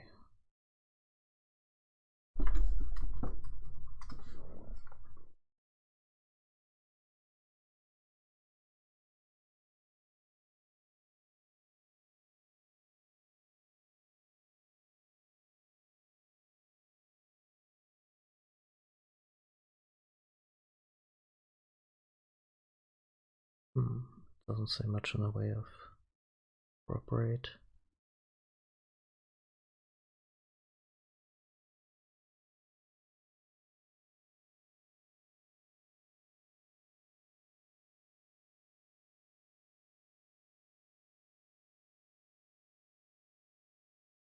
Oh dear, yeah, that sounds horrible.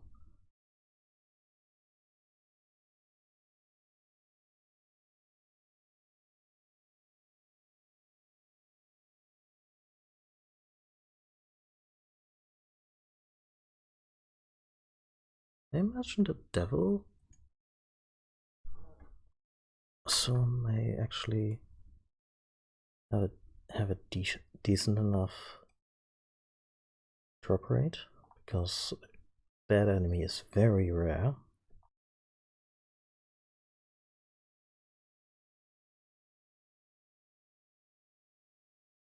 Loading Garden and Clock Tower.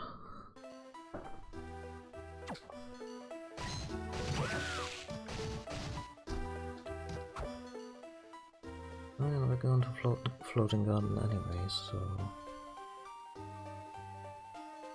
let's see what's the best way to access that. We're actually somewhat close.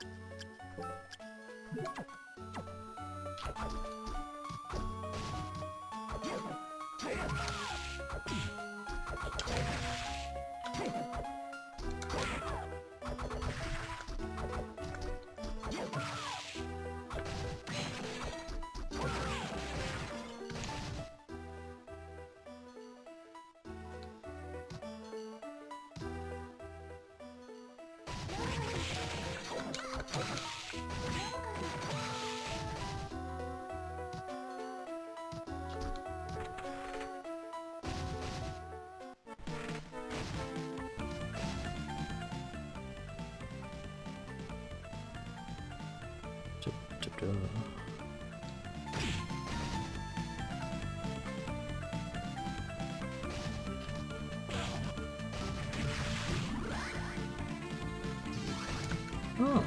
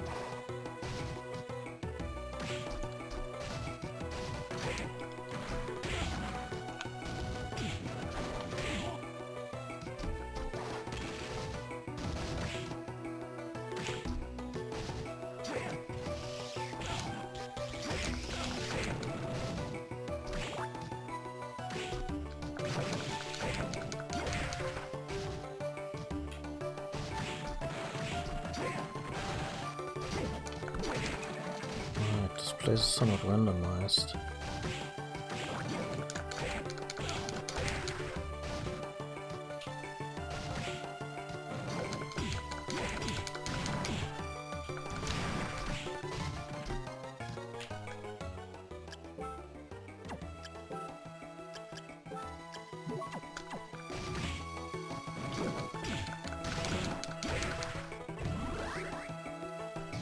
There we go.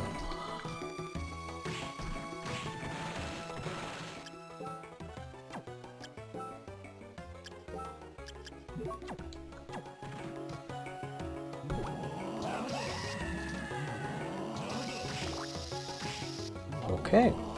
Okay.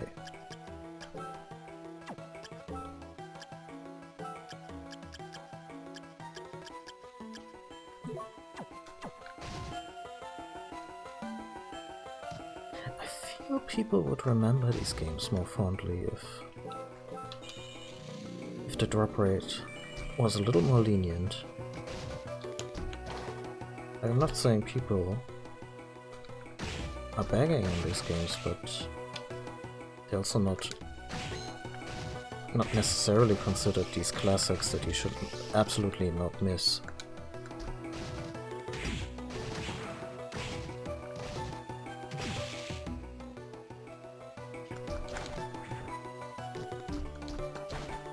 And if the game was a little more eager to let you play with all the toys, that probably wouldn't be the case.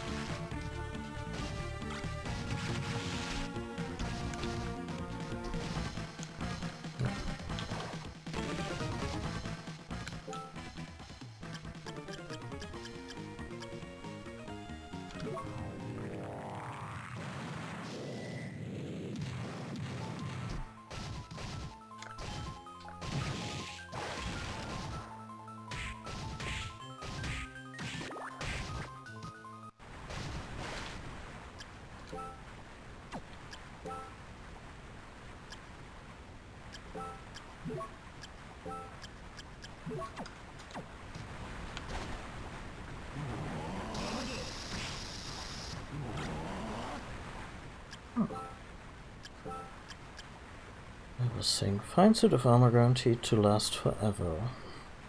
Okay.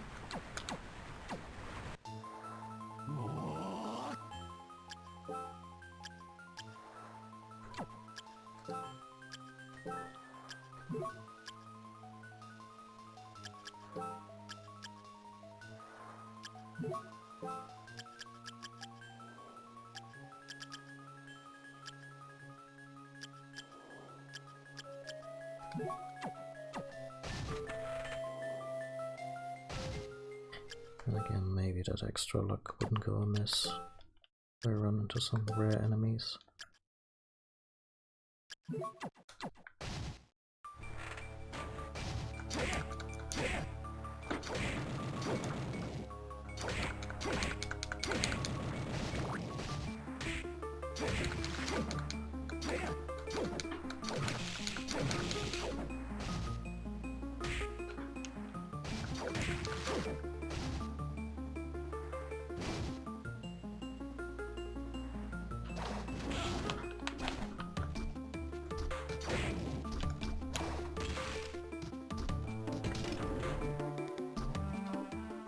That.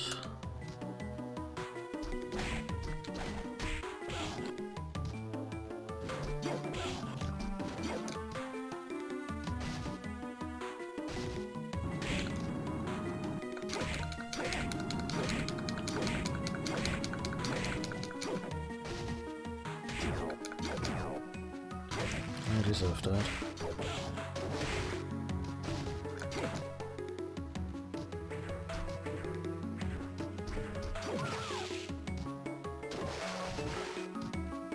Oh.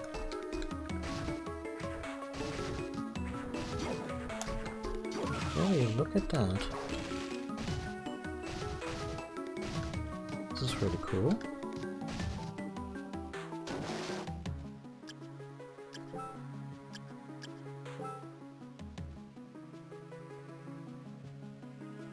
Oh yeah, they were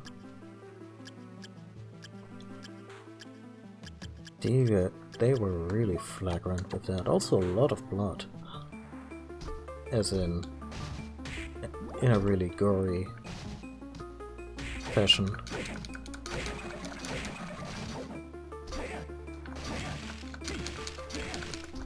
The secret. But first, what's over here? Let's check out the secret first.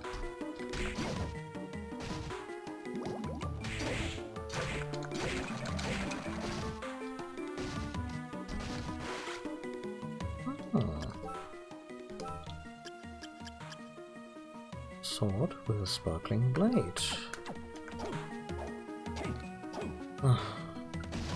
Probably does holy damage, huh? Oh yeah. I better get used to the moveset, because this is probably what will be really good against the final boss.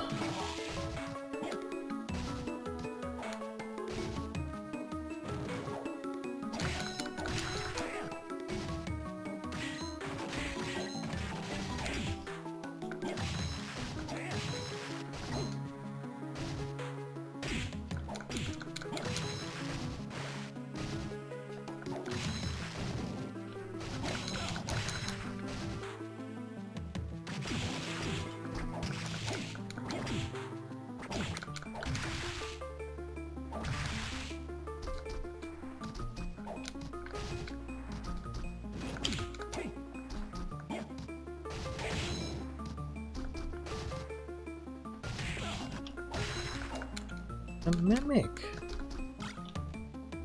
Honest to God, mimic. Yeah, I mean...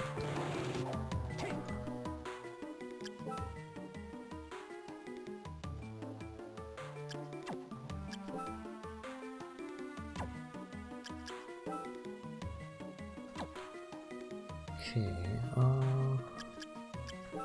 let's see. A sword made out of gold. Let me guess, it turns enemies to gold.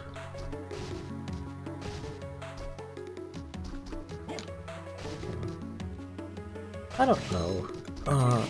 Like, if the game was made today, I think... Huh.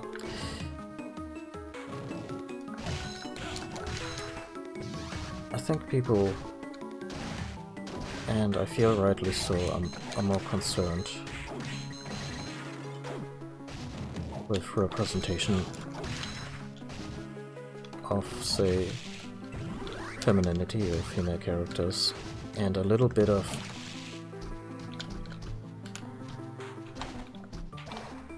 eroticism in a game that has definitive pulp roots, like trashy horror B movies and all that, and also owns these things. I don't think people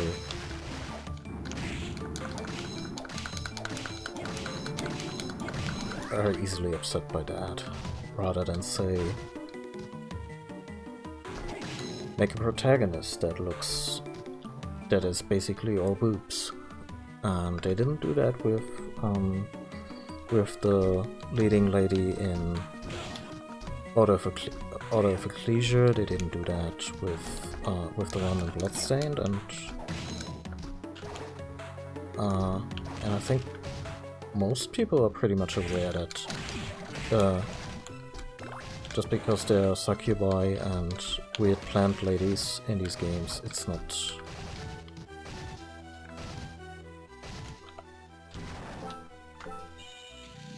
that reductive.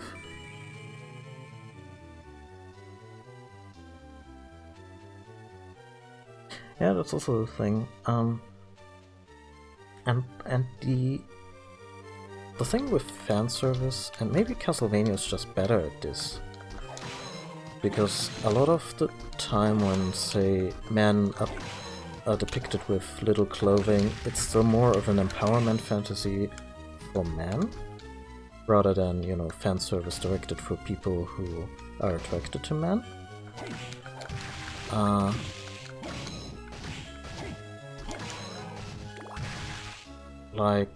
But I think Castlevania, with its very effeminate-looking men and, you know, designs that basically follow in the Alucard mode,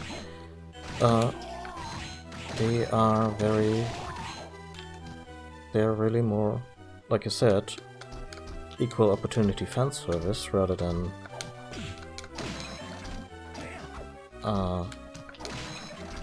this false equivalence of, say, I don't know, Conan the Barbarian.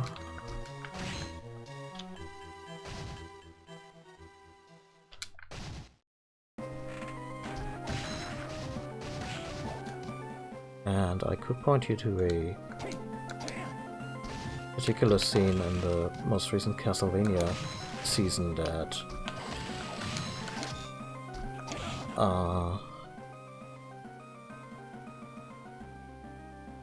is sure to make fanfiction writers' heads explode.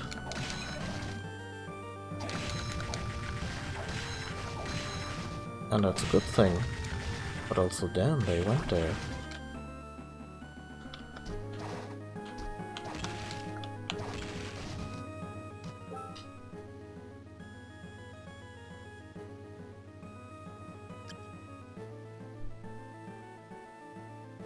Let's see, what's the best way to get there?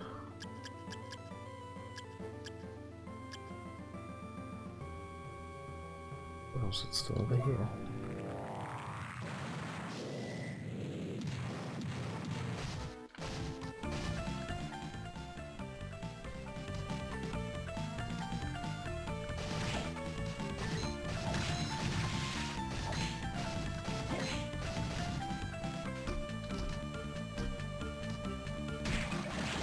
Oh my god, the next game is gonna feel so slow.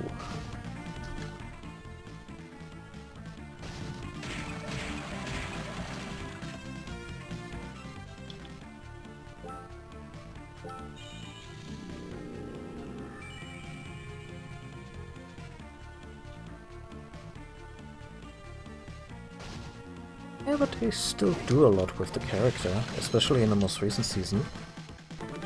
He gets a pretty raw deal, although to an extent he deserves that much. But yeah, it probably shows that, was it Lament of Innocence and Curse of Darkness? Are those the PS2 games? I haven't played them, so my reference points for these characters are basically non-existent. So if they are treated somewhat like the Forge Masters in particular, I'm kind of like, okay, they exist, cool.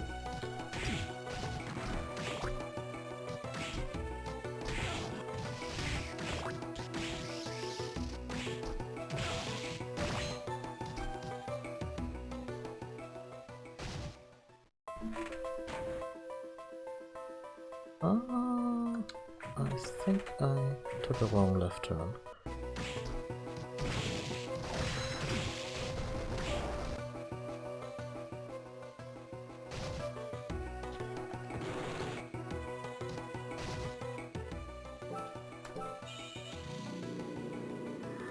What takes place after Dracula's Curse? I mean, if there was ever gonna be a show or movie based on Castlevania, adapting Castlevania 3 and Symphony of the Night was the way to go, so the series got that right, definitely. I'm gonna take a quick break because one of my cats just defiled her litter box. Not gonna go into details. And I also need to stretch my legs, and then, yeah, I Let's see if we can beat the final boss. Be back in a few minutes.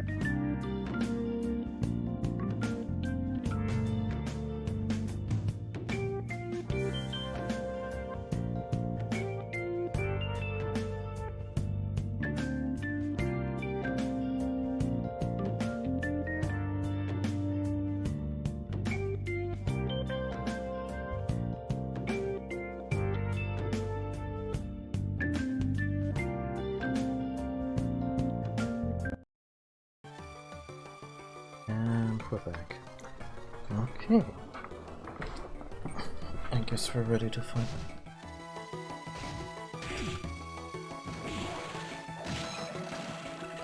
We're ready to fight the final boss.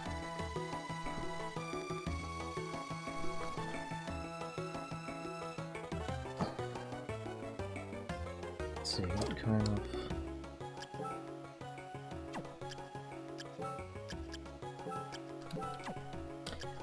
What kind of blow do I want for that?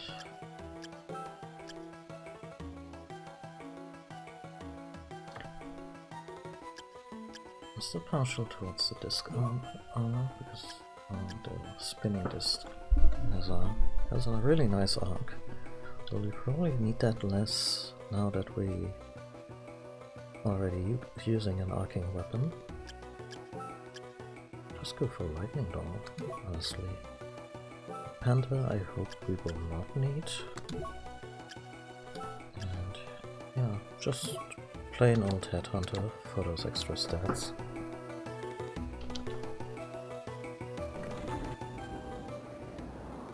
Oh, are we getting a big arena? Stop.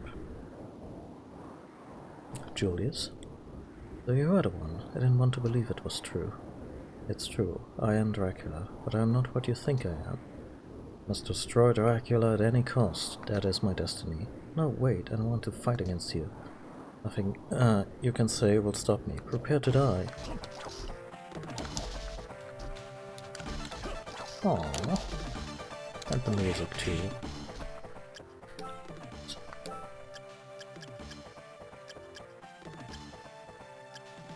Dun, dun, dun, dun, dun, dun.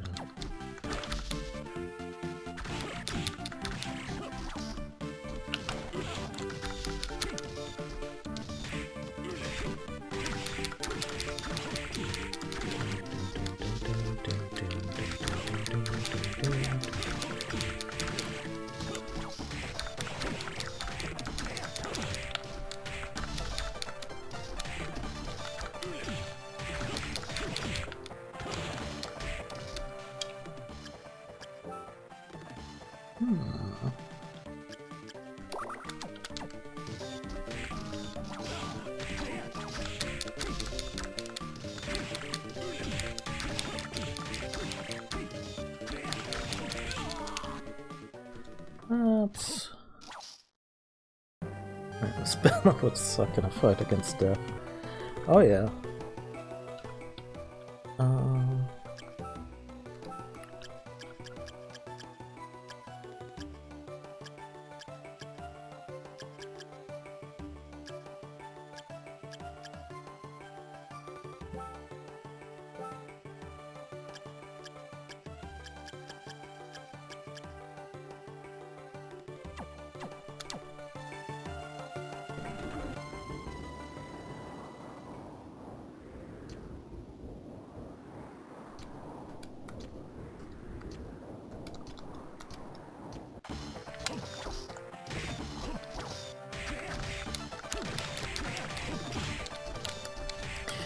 He has the right music, so... He's a good Belmont in my book.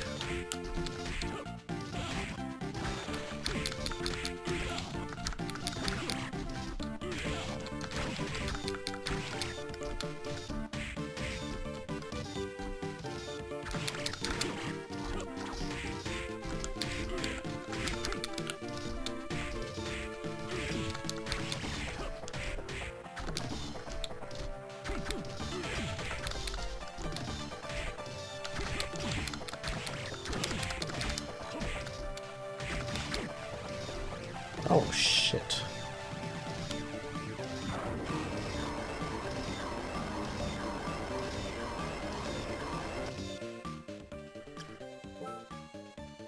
I was about to say I'm just glad he doesn't use the King's Cross, and he kinda did, didn't he? And there's the sub-weapons. Now things are getting spicy.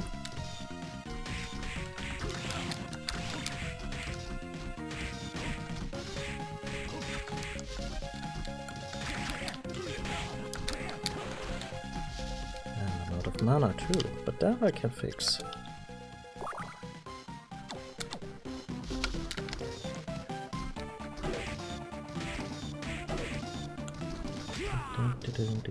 Oh no. Music was getting better.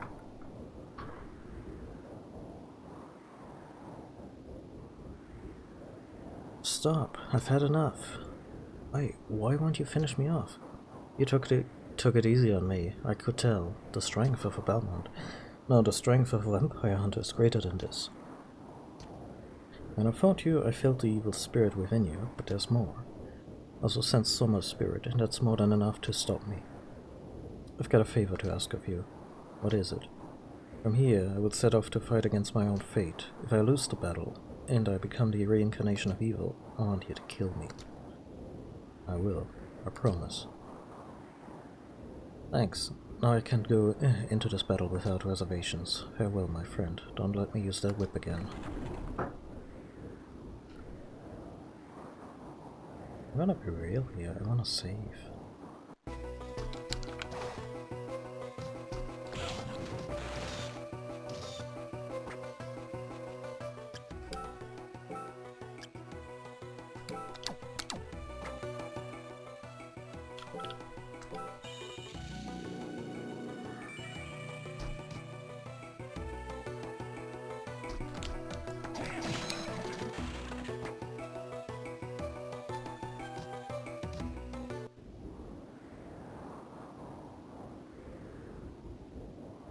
I mean, it kinda ties up the loose end that, you know, where are the Belmonts?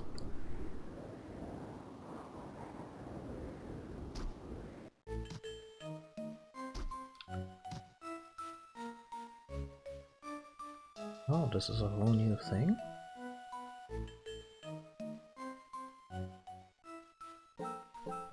Interesting. I was kinda expecting there to be...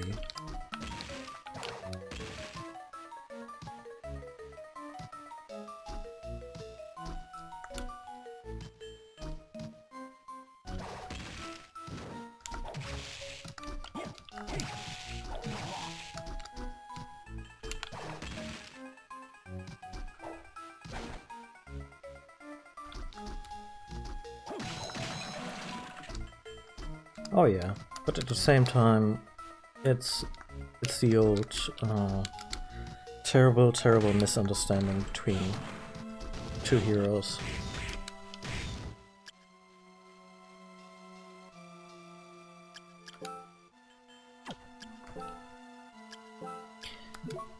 So we can have an action beat.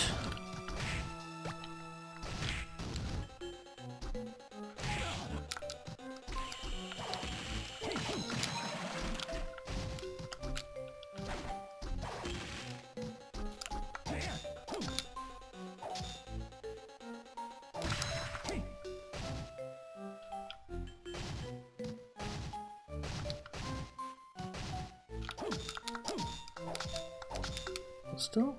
Oh, doesn't have a regular map.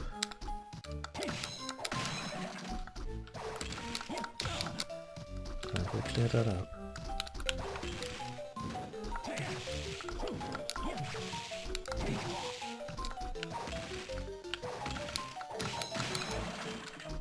Wouldn't even put it past them to put endless loops in this place.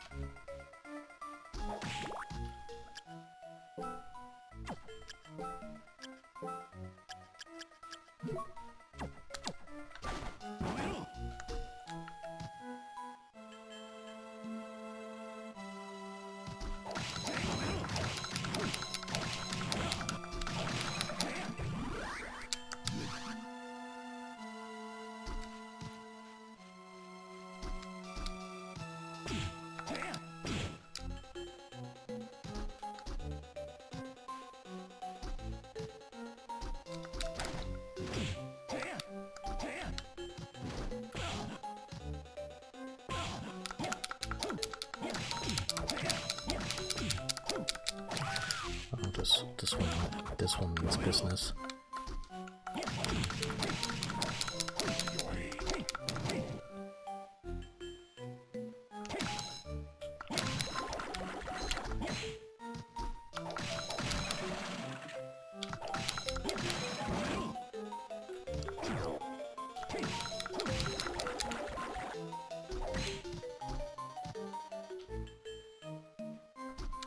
Yeah, although the Trevor fight is most definitely a doppelganger.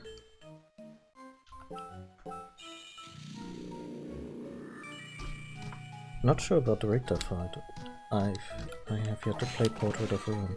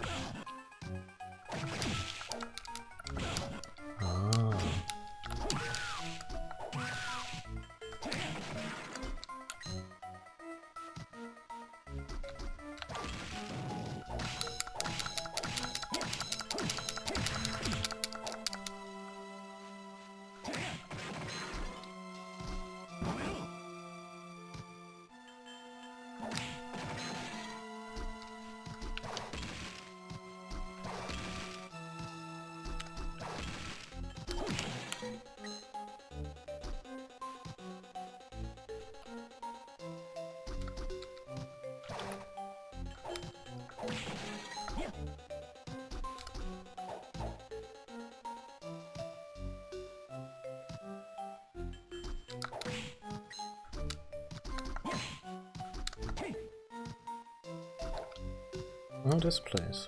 Yeah. I guess there's no harm in speeding up a little bit. He said immediately running into water.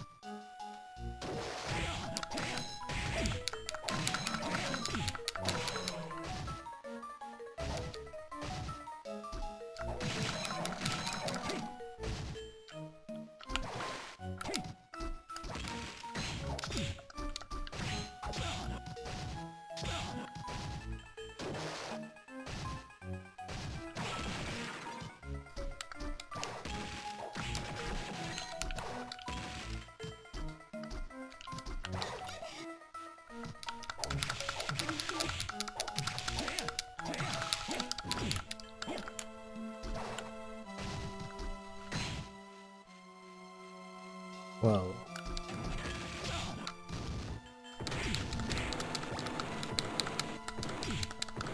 definitely saving that super potion for the boss fight.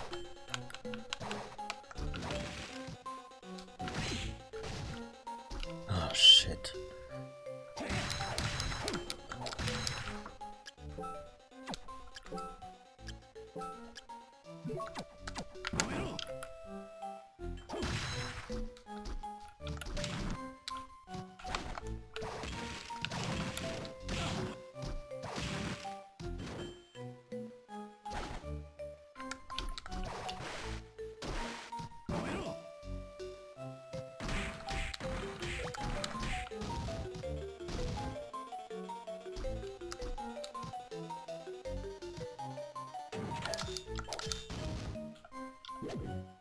That looks wildly unpleasant.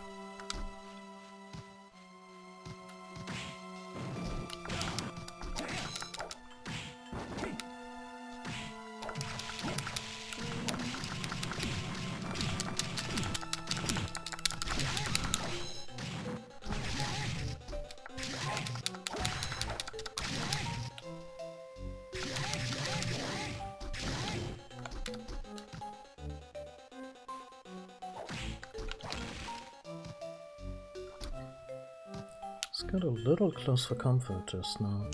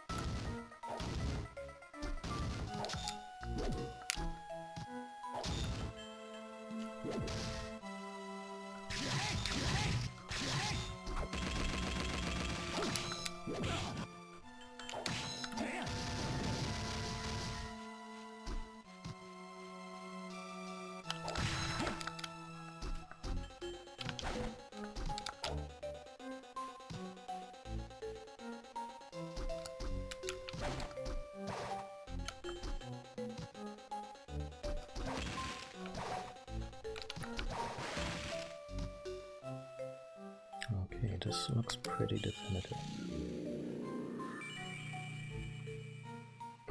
Be right back. I'm gonna close up window real quick.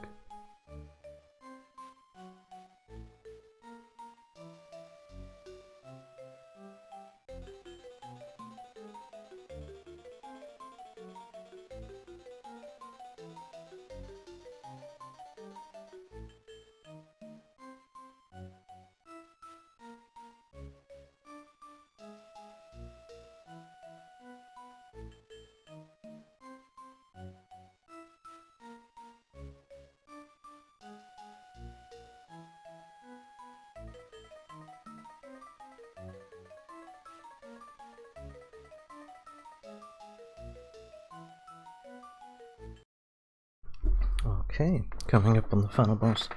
I will say this, I love the first Lords of Shadows. The second one was a mixed bag. I never played the side-scroller, but the first one is a really good game. It obviously borrows from a lot of games that were popular at the time, like God of War. And it is a reboot that makes a lot of drastic changes, but it has some great ideas and good character work.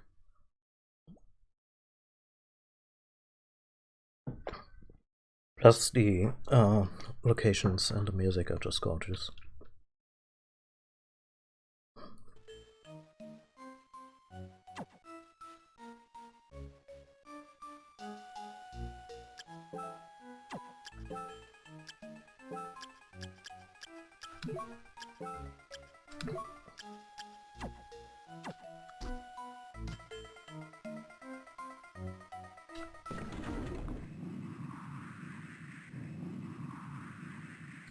I'm finally here. I wonder if I can do this alone. You're not alone.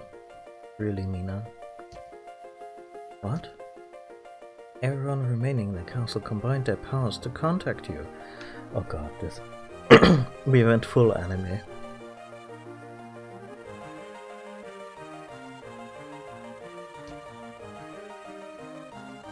Not saying those games are bad, just they never caught my interest like the mainline cast. Oh, that's fair. That's a little bit fair. Does that mean they all know that I'm Dracula? Yes, Arikado told us everything. Arikado, way to just out him without his consent? I bet they're all afraid of me. No, not at all. At first we were shocked, but everyone believes you'll get through this. I'm going to send you a message from them now. Listen. You'll visit my shop again, won't you? I'll be waiting for you. I was a one-note character. And that's what I'm reduced to. Good morning, Soma. I just heard about what happened to you. I told you this before, but you are who you are, and you mustn't let him win. To the man who beat me, don't disappoint me now. This is your last chance, and ours as well. I'm counting on you. They're all rooting for me. Well, I would say that Alucard just thinly veiled threatened you, but okay.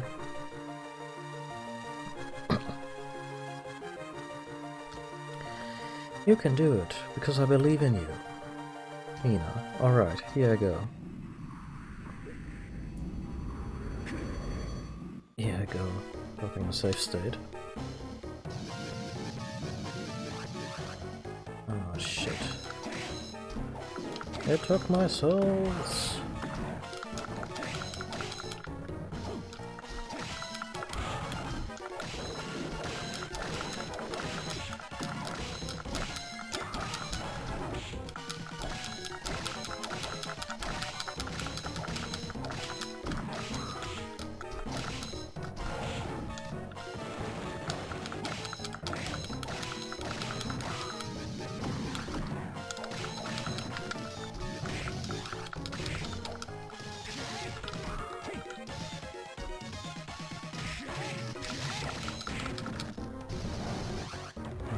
That's the first one face down, I imagine. No?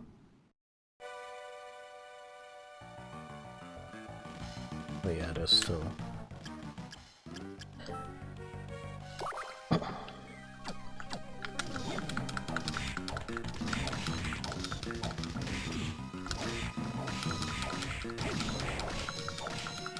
Appreciate that they're going with a little bit of a consistent dragon theme, just to, you know, because Dracula.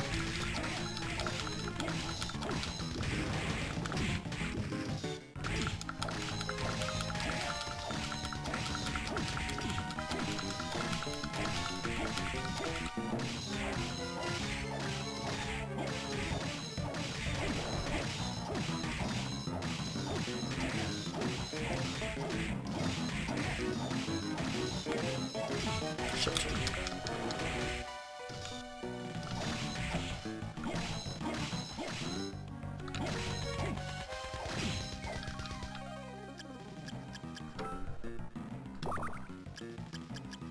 Anything left? Oh. I have not. Yep.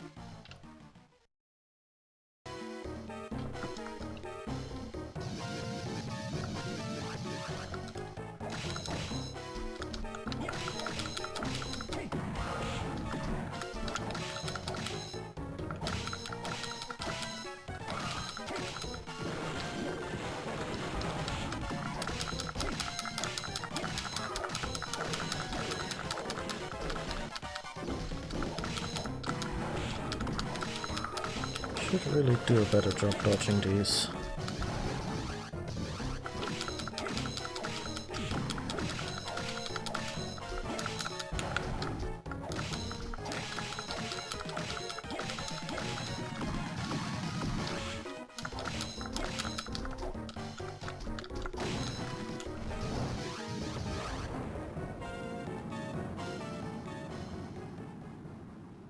Oh, I skipped the bad ending.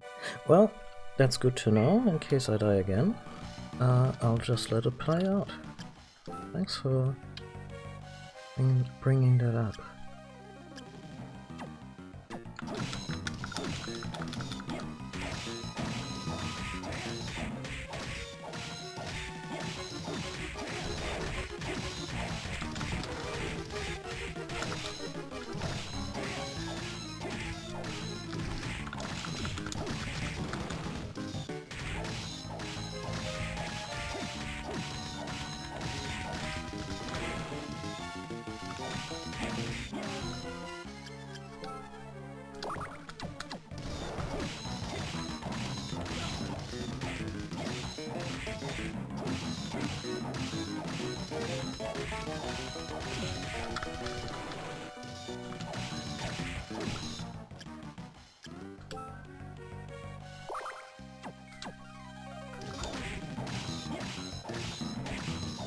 Oh.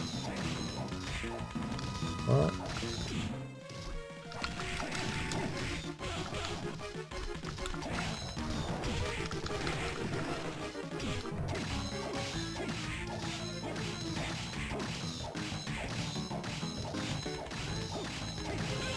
What a stubborn thing to do, to not attack the obvious weak points first.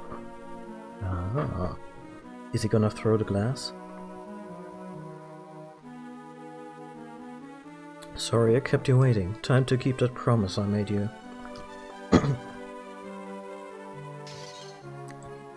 He threw the glass.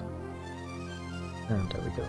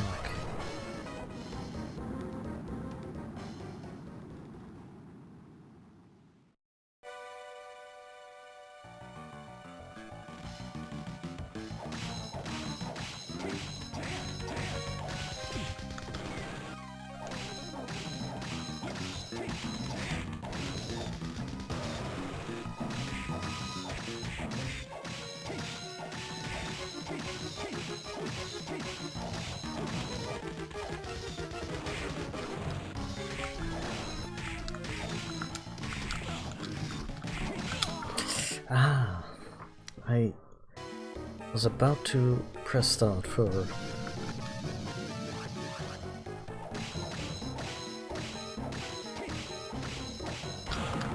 that health boost, but nope.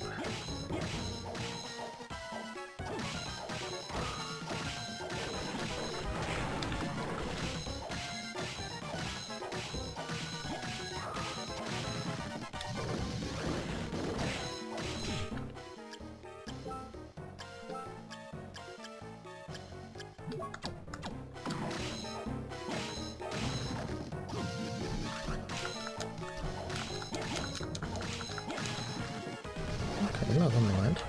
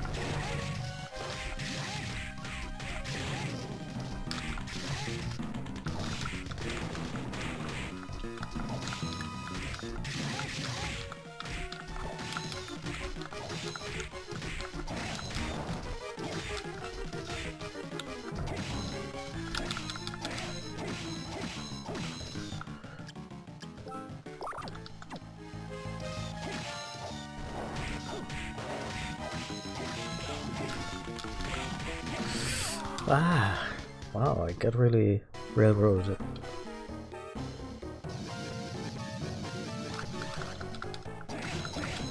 Which power in particular are you thinking of?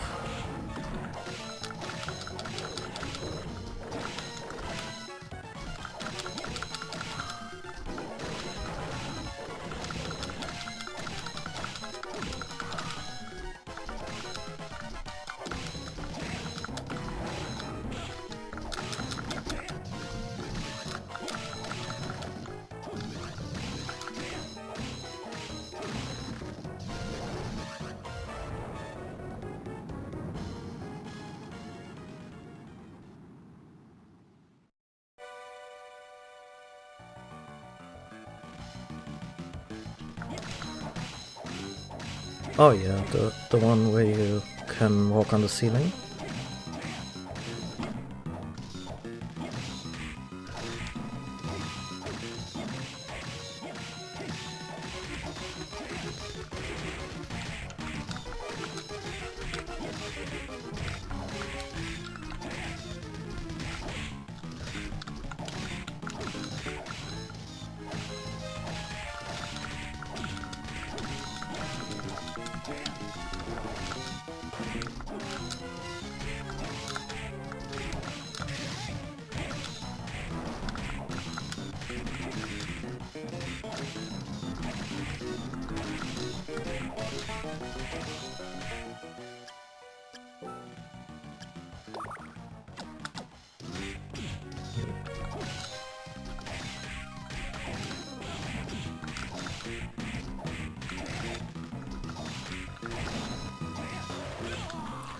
Oh, come on.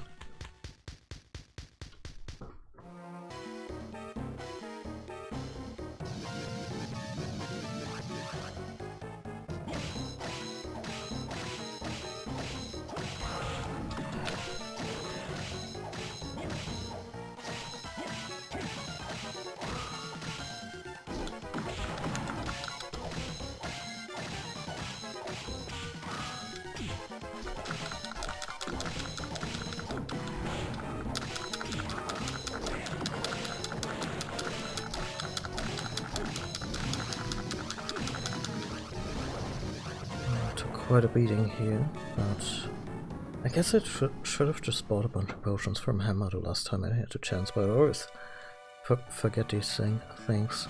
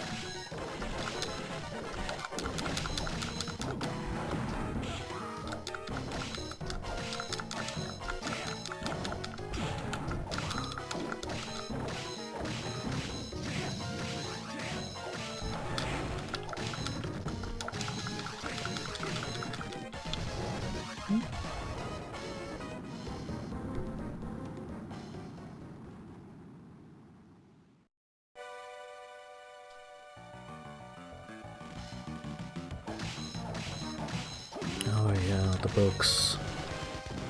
The book. The fight against Nord Alucard.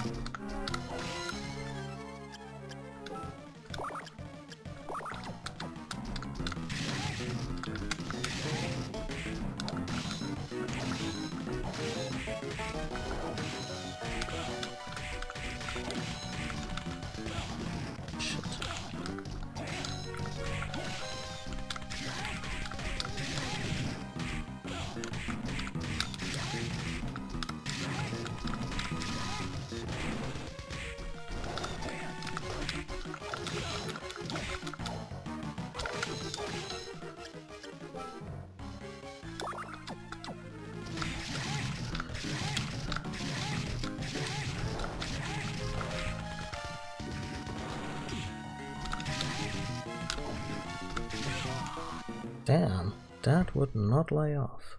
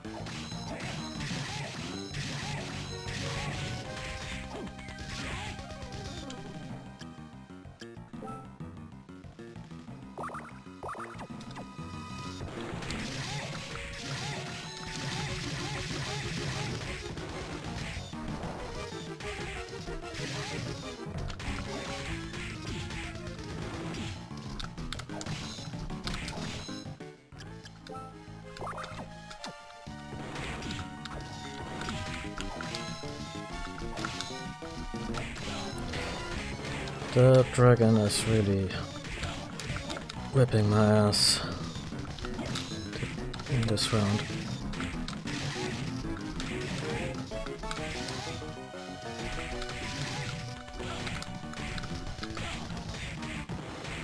Oh.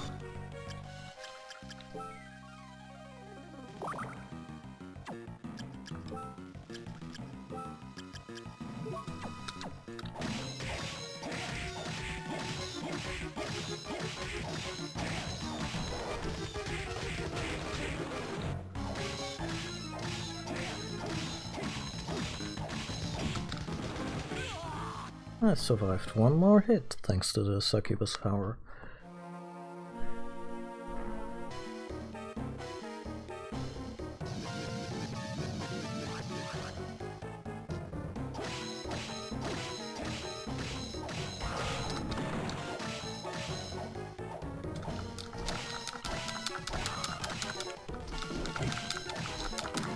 I don't know, I seem to remember a speedrunner recently saying how much they like the broadswords in Bloodstained, so I'm guessing in terms of efficiency, they can't be that bad.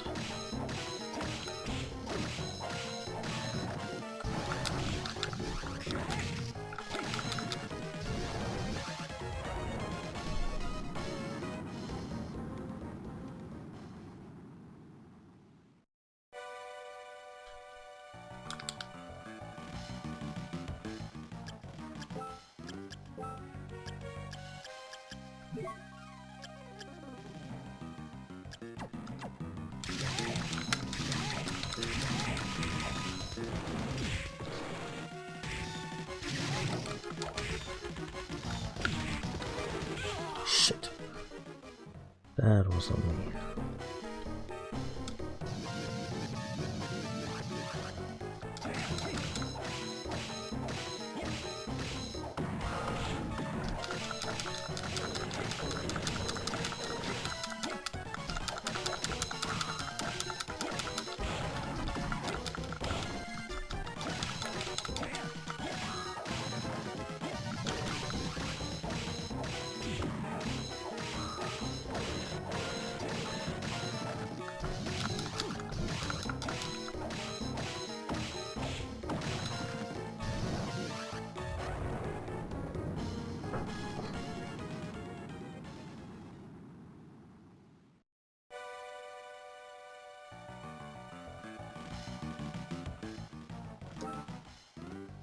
Yeah, I'm always amused when they introduce light-powered weapons in Castlevania games.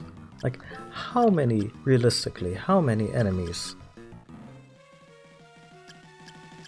are gonna be strong against light damage?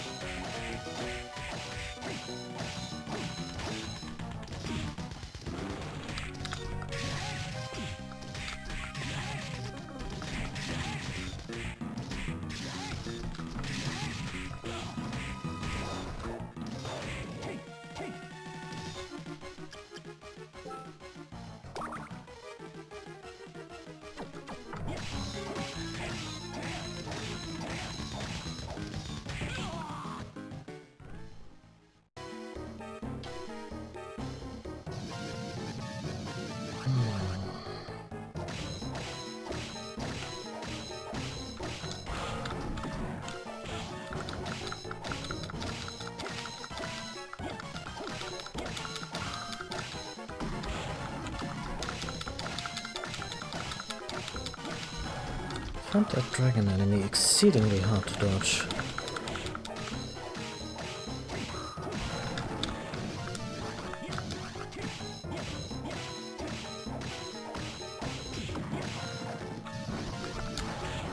Wow, that was just insult to injury.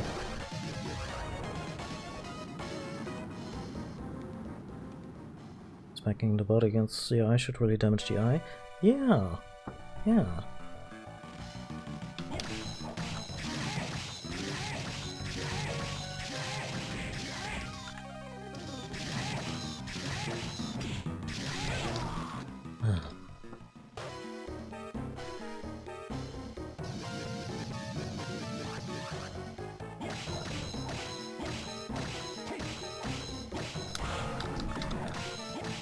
But you know what? It's an optional final boss. In a way, somewhat optional. I'm glad it's a bit tricky.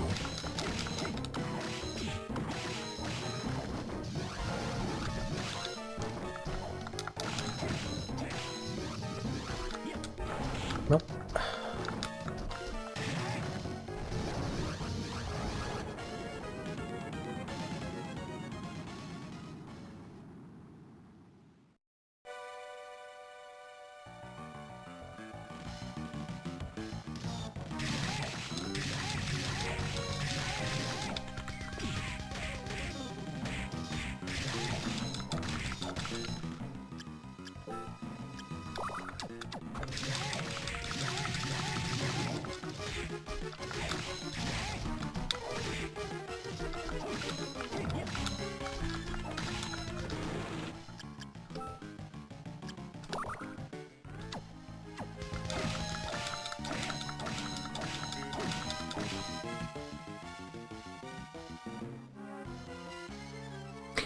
I can just let the game over play out and then load the game, and then I could stock up. Yeah, it's been on my mind for a little while, but it would be quite the trek to go there. Plus there's also kind of the desire to do this without heal spamming.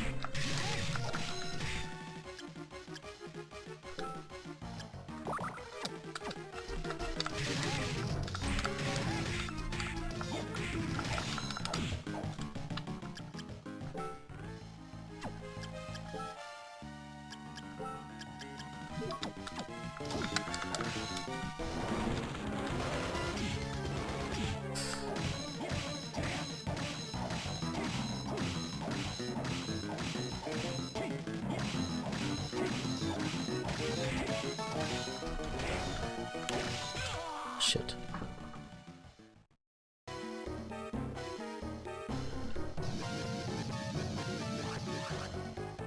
Yeah. But, I don't know. One of the reasons I really love Dark Souls is that they are really not that hard if you're willing to grind out a few levels and maybe look for some healing upgrades here and there. That makes a lot of bosses a lot easier than when you first face them. There's still a lot in the execution, the quote-unquote get good stuff, but that's why I stopped playing Sekiro after a while, because it didn't give me the options to maybe make it a little easier on myself.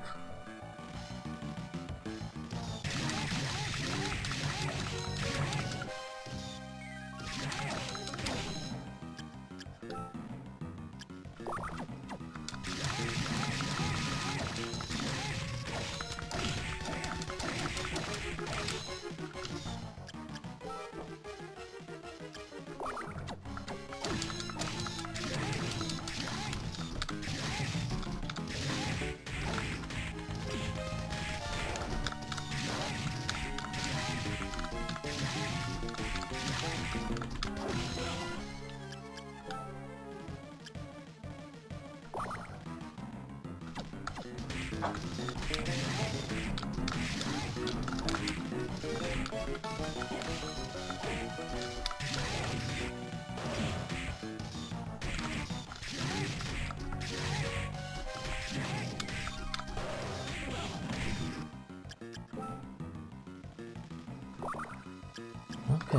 we're good, we're good. No more healing, but we're basically good.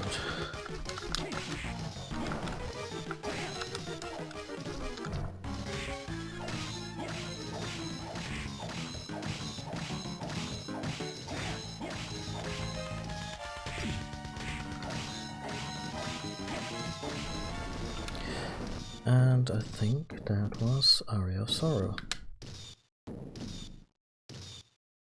Death, so you can chill out now. It's already dead.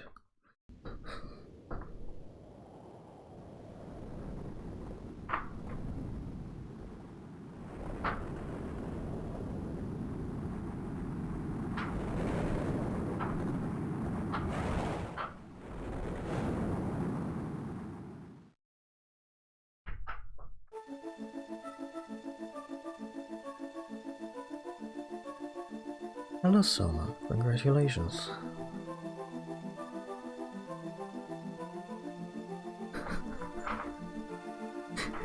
Well, honestly, the Estes Asbestos bit cracks me up every time. Anyway. Hello, Soma. Congratulations. I've got another job that I must attend to, so I have to go now. Well, I hope to see you in the sequel. When I heard that you were Dracula, I was shocked. I was also just waking up, you know. If you think about it, though, everything turned out okay. Haha. I'll never forget your strength and courage. And I haven't thanked you yet for rescuing me, so thanks. We didn't really do anything, but okay. You're like a younger brother to me. It was fun, and I hope we meet again. Goodbye. Hey there, much obliged for your business at my shop. Back at the castle I realized my true calling. Fighting's not for me. I think I'll quit the army and open up a shop sometime soon. Promise me you'll come. I'll give you a good deal. We fought well. When we fled the castle, I felt the power from Vampire Killer fading away. I don't know what that means, but I won't have to do anything for the time being. Farewell. Maybe we meet again. The path you took was the most challenging one. You did well. For God to be good, evil is an absolute necessity in this world. Oh God. Alucard, please put a cork in it. In the future, someone may follow again in Dracula's dark footsteps. At that time, perhaps we'll meet again. Farewell. In my mother's name, I send thanks to you. Wake up! Wake up!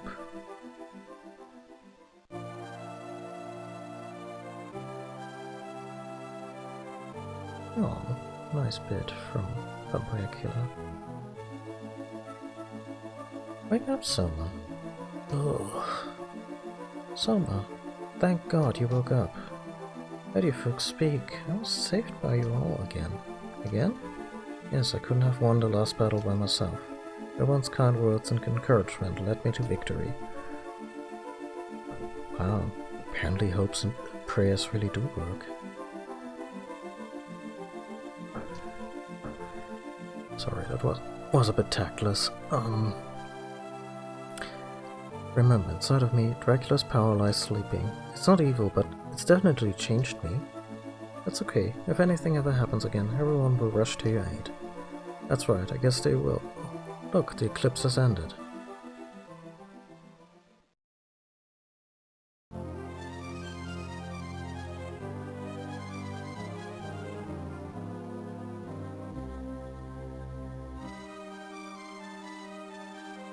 Yeah, I guess it says something about the role of a producer in Japanese games when the producer's name appears before the director's. But yeah, that was a fun game. I felt it was a little on the short side, and maybe some of the environments could have used a little more, I don't know, a little something extra. But there was some fun boss fights. The soul/shard system is still, I wanna say, probably still the most robust ability system they bolted onto the castle, onto the Symphony of the Night formula. And yeah, Soma so far isn't much of a protagonist, but I still like the idea that you're not just out there fighting some malevolent external force, but he's actually the designated reincarnation of something terrifying, and yeah, he's not cool with that at all, and it's a nice twist on the formula.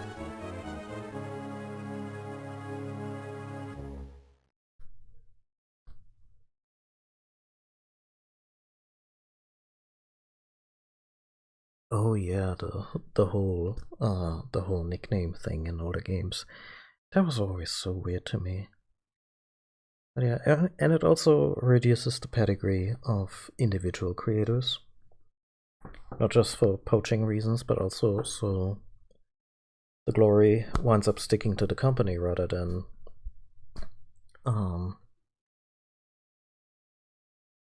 someone like, say, Igarashi or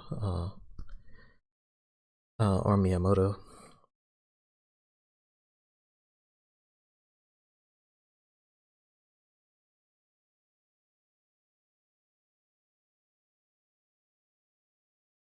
Also, yeah. Apparently, Sony is working on 2 Silent Hill games. I'm not it's not clear whether or not they acquired the IP wholesale, or if Konami is finally ready to make some fucking video games again. And the 2 rumored games are a reboot featuring the core members of Team Silent, including Akira Yamaoka, and the other game is Silent Hills at long last. Again, this was rumor mill stuff from a I want to say it was Eurogamer, so not a complete clickbaity trash site, but you know, as good as unconfirmed information gets. So so yeah, that was Dawn of Sorrow, Aria of Sorrow. Thank you for the follow. I really appreciate it.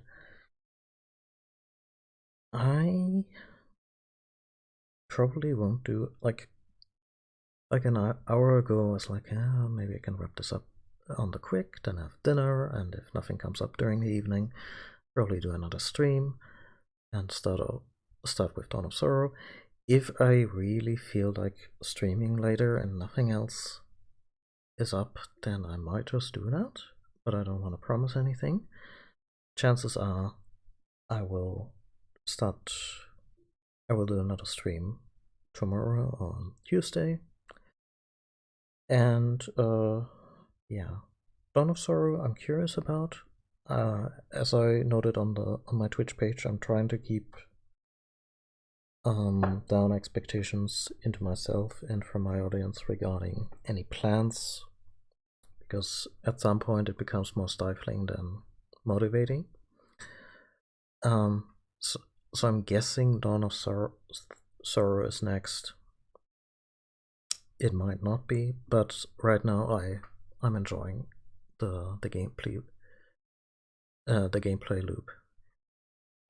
By the way, when we're playing Dawn of Sorrow, I'm going to play a ROM hack that dubs itself the Definitive Edition, which I found a little presumptuous, but okay. It removes the requirement for touchscreen interactions. It fixes the lock stat, which apparently was broken in the shipped version, and it removes all the anime portraits and replaces them with the classic Castlevania-styled portraits. Yeah, it's a super cocky title, and the change of the artwork is actually where I go, but because I know that Dawn of Sorrow, yeah, I know that Dawn of Sorrow had this really generic and kind of bland anime character art, and it was a very poorly received change among the fan base, and I get that, but also I kind of try to play these games for the most part as they're intended to be played. So this change almost goes a little too far, but the more stylized artworks are pretty, and that ROM hack was otherwise bundling together some stuff that I really wanted. So we're playing it that way. There's still a lengthy anime intro that we can watch at the beginning, so yeah. No matter where you land on it, what artwork we're playing with is not that substantial anyway, since I personally play Castlevania games for the core gameplay loop. The story sometimes amuses me, sometimes I may end up making fun of it, but sometimes I'm really enjoying it, like all the Alucard bits in Symphony of the Night and Castlevania 3. Like I said, they didn't really adapt Symphony of the Night yet as the story happening in that game, but a lot of the stuff about Alucard's mom and how that whole thing went down wasn't really in Castlevania 3. It was only written for Symphony, and that's what they adapted for the animated series. And I think that's a good emotional core of the narrative to hone into, because it makes Dracula very sympathetic and the whole thing a little less black and white. Anyhow, thank you all for watching on this Sunday afternoon/evening. I hope you'll all stay healthy and careful regarding the current unpleasantness, and yeah, I'll see you all next time. Bye.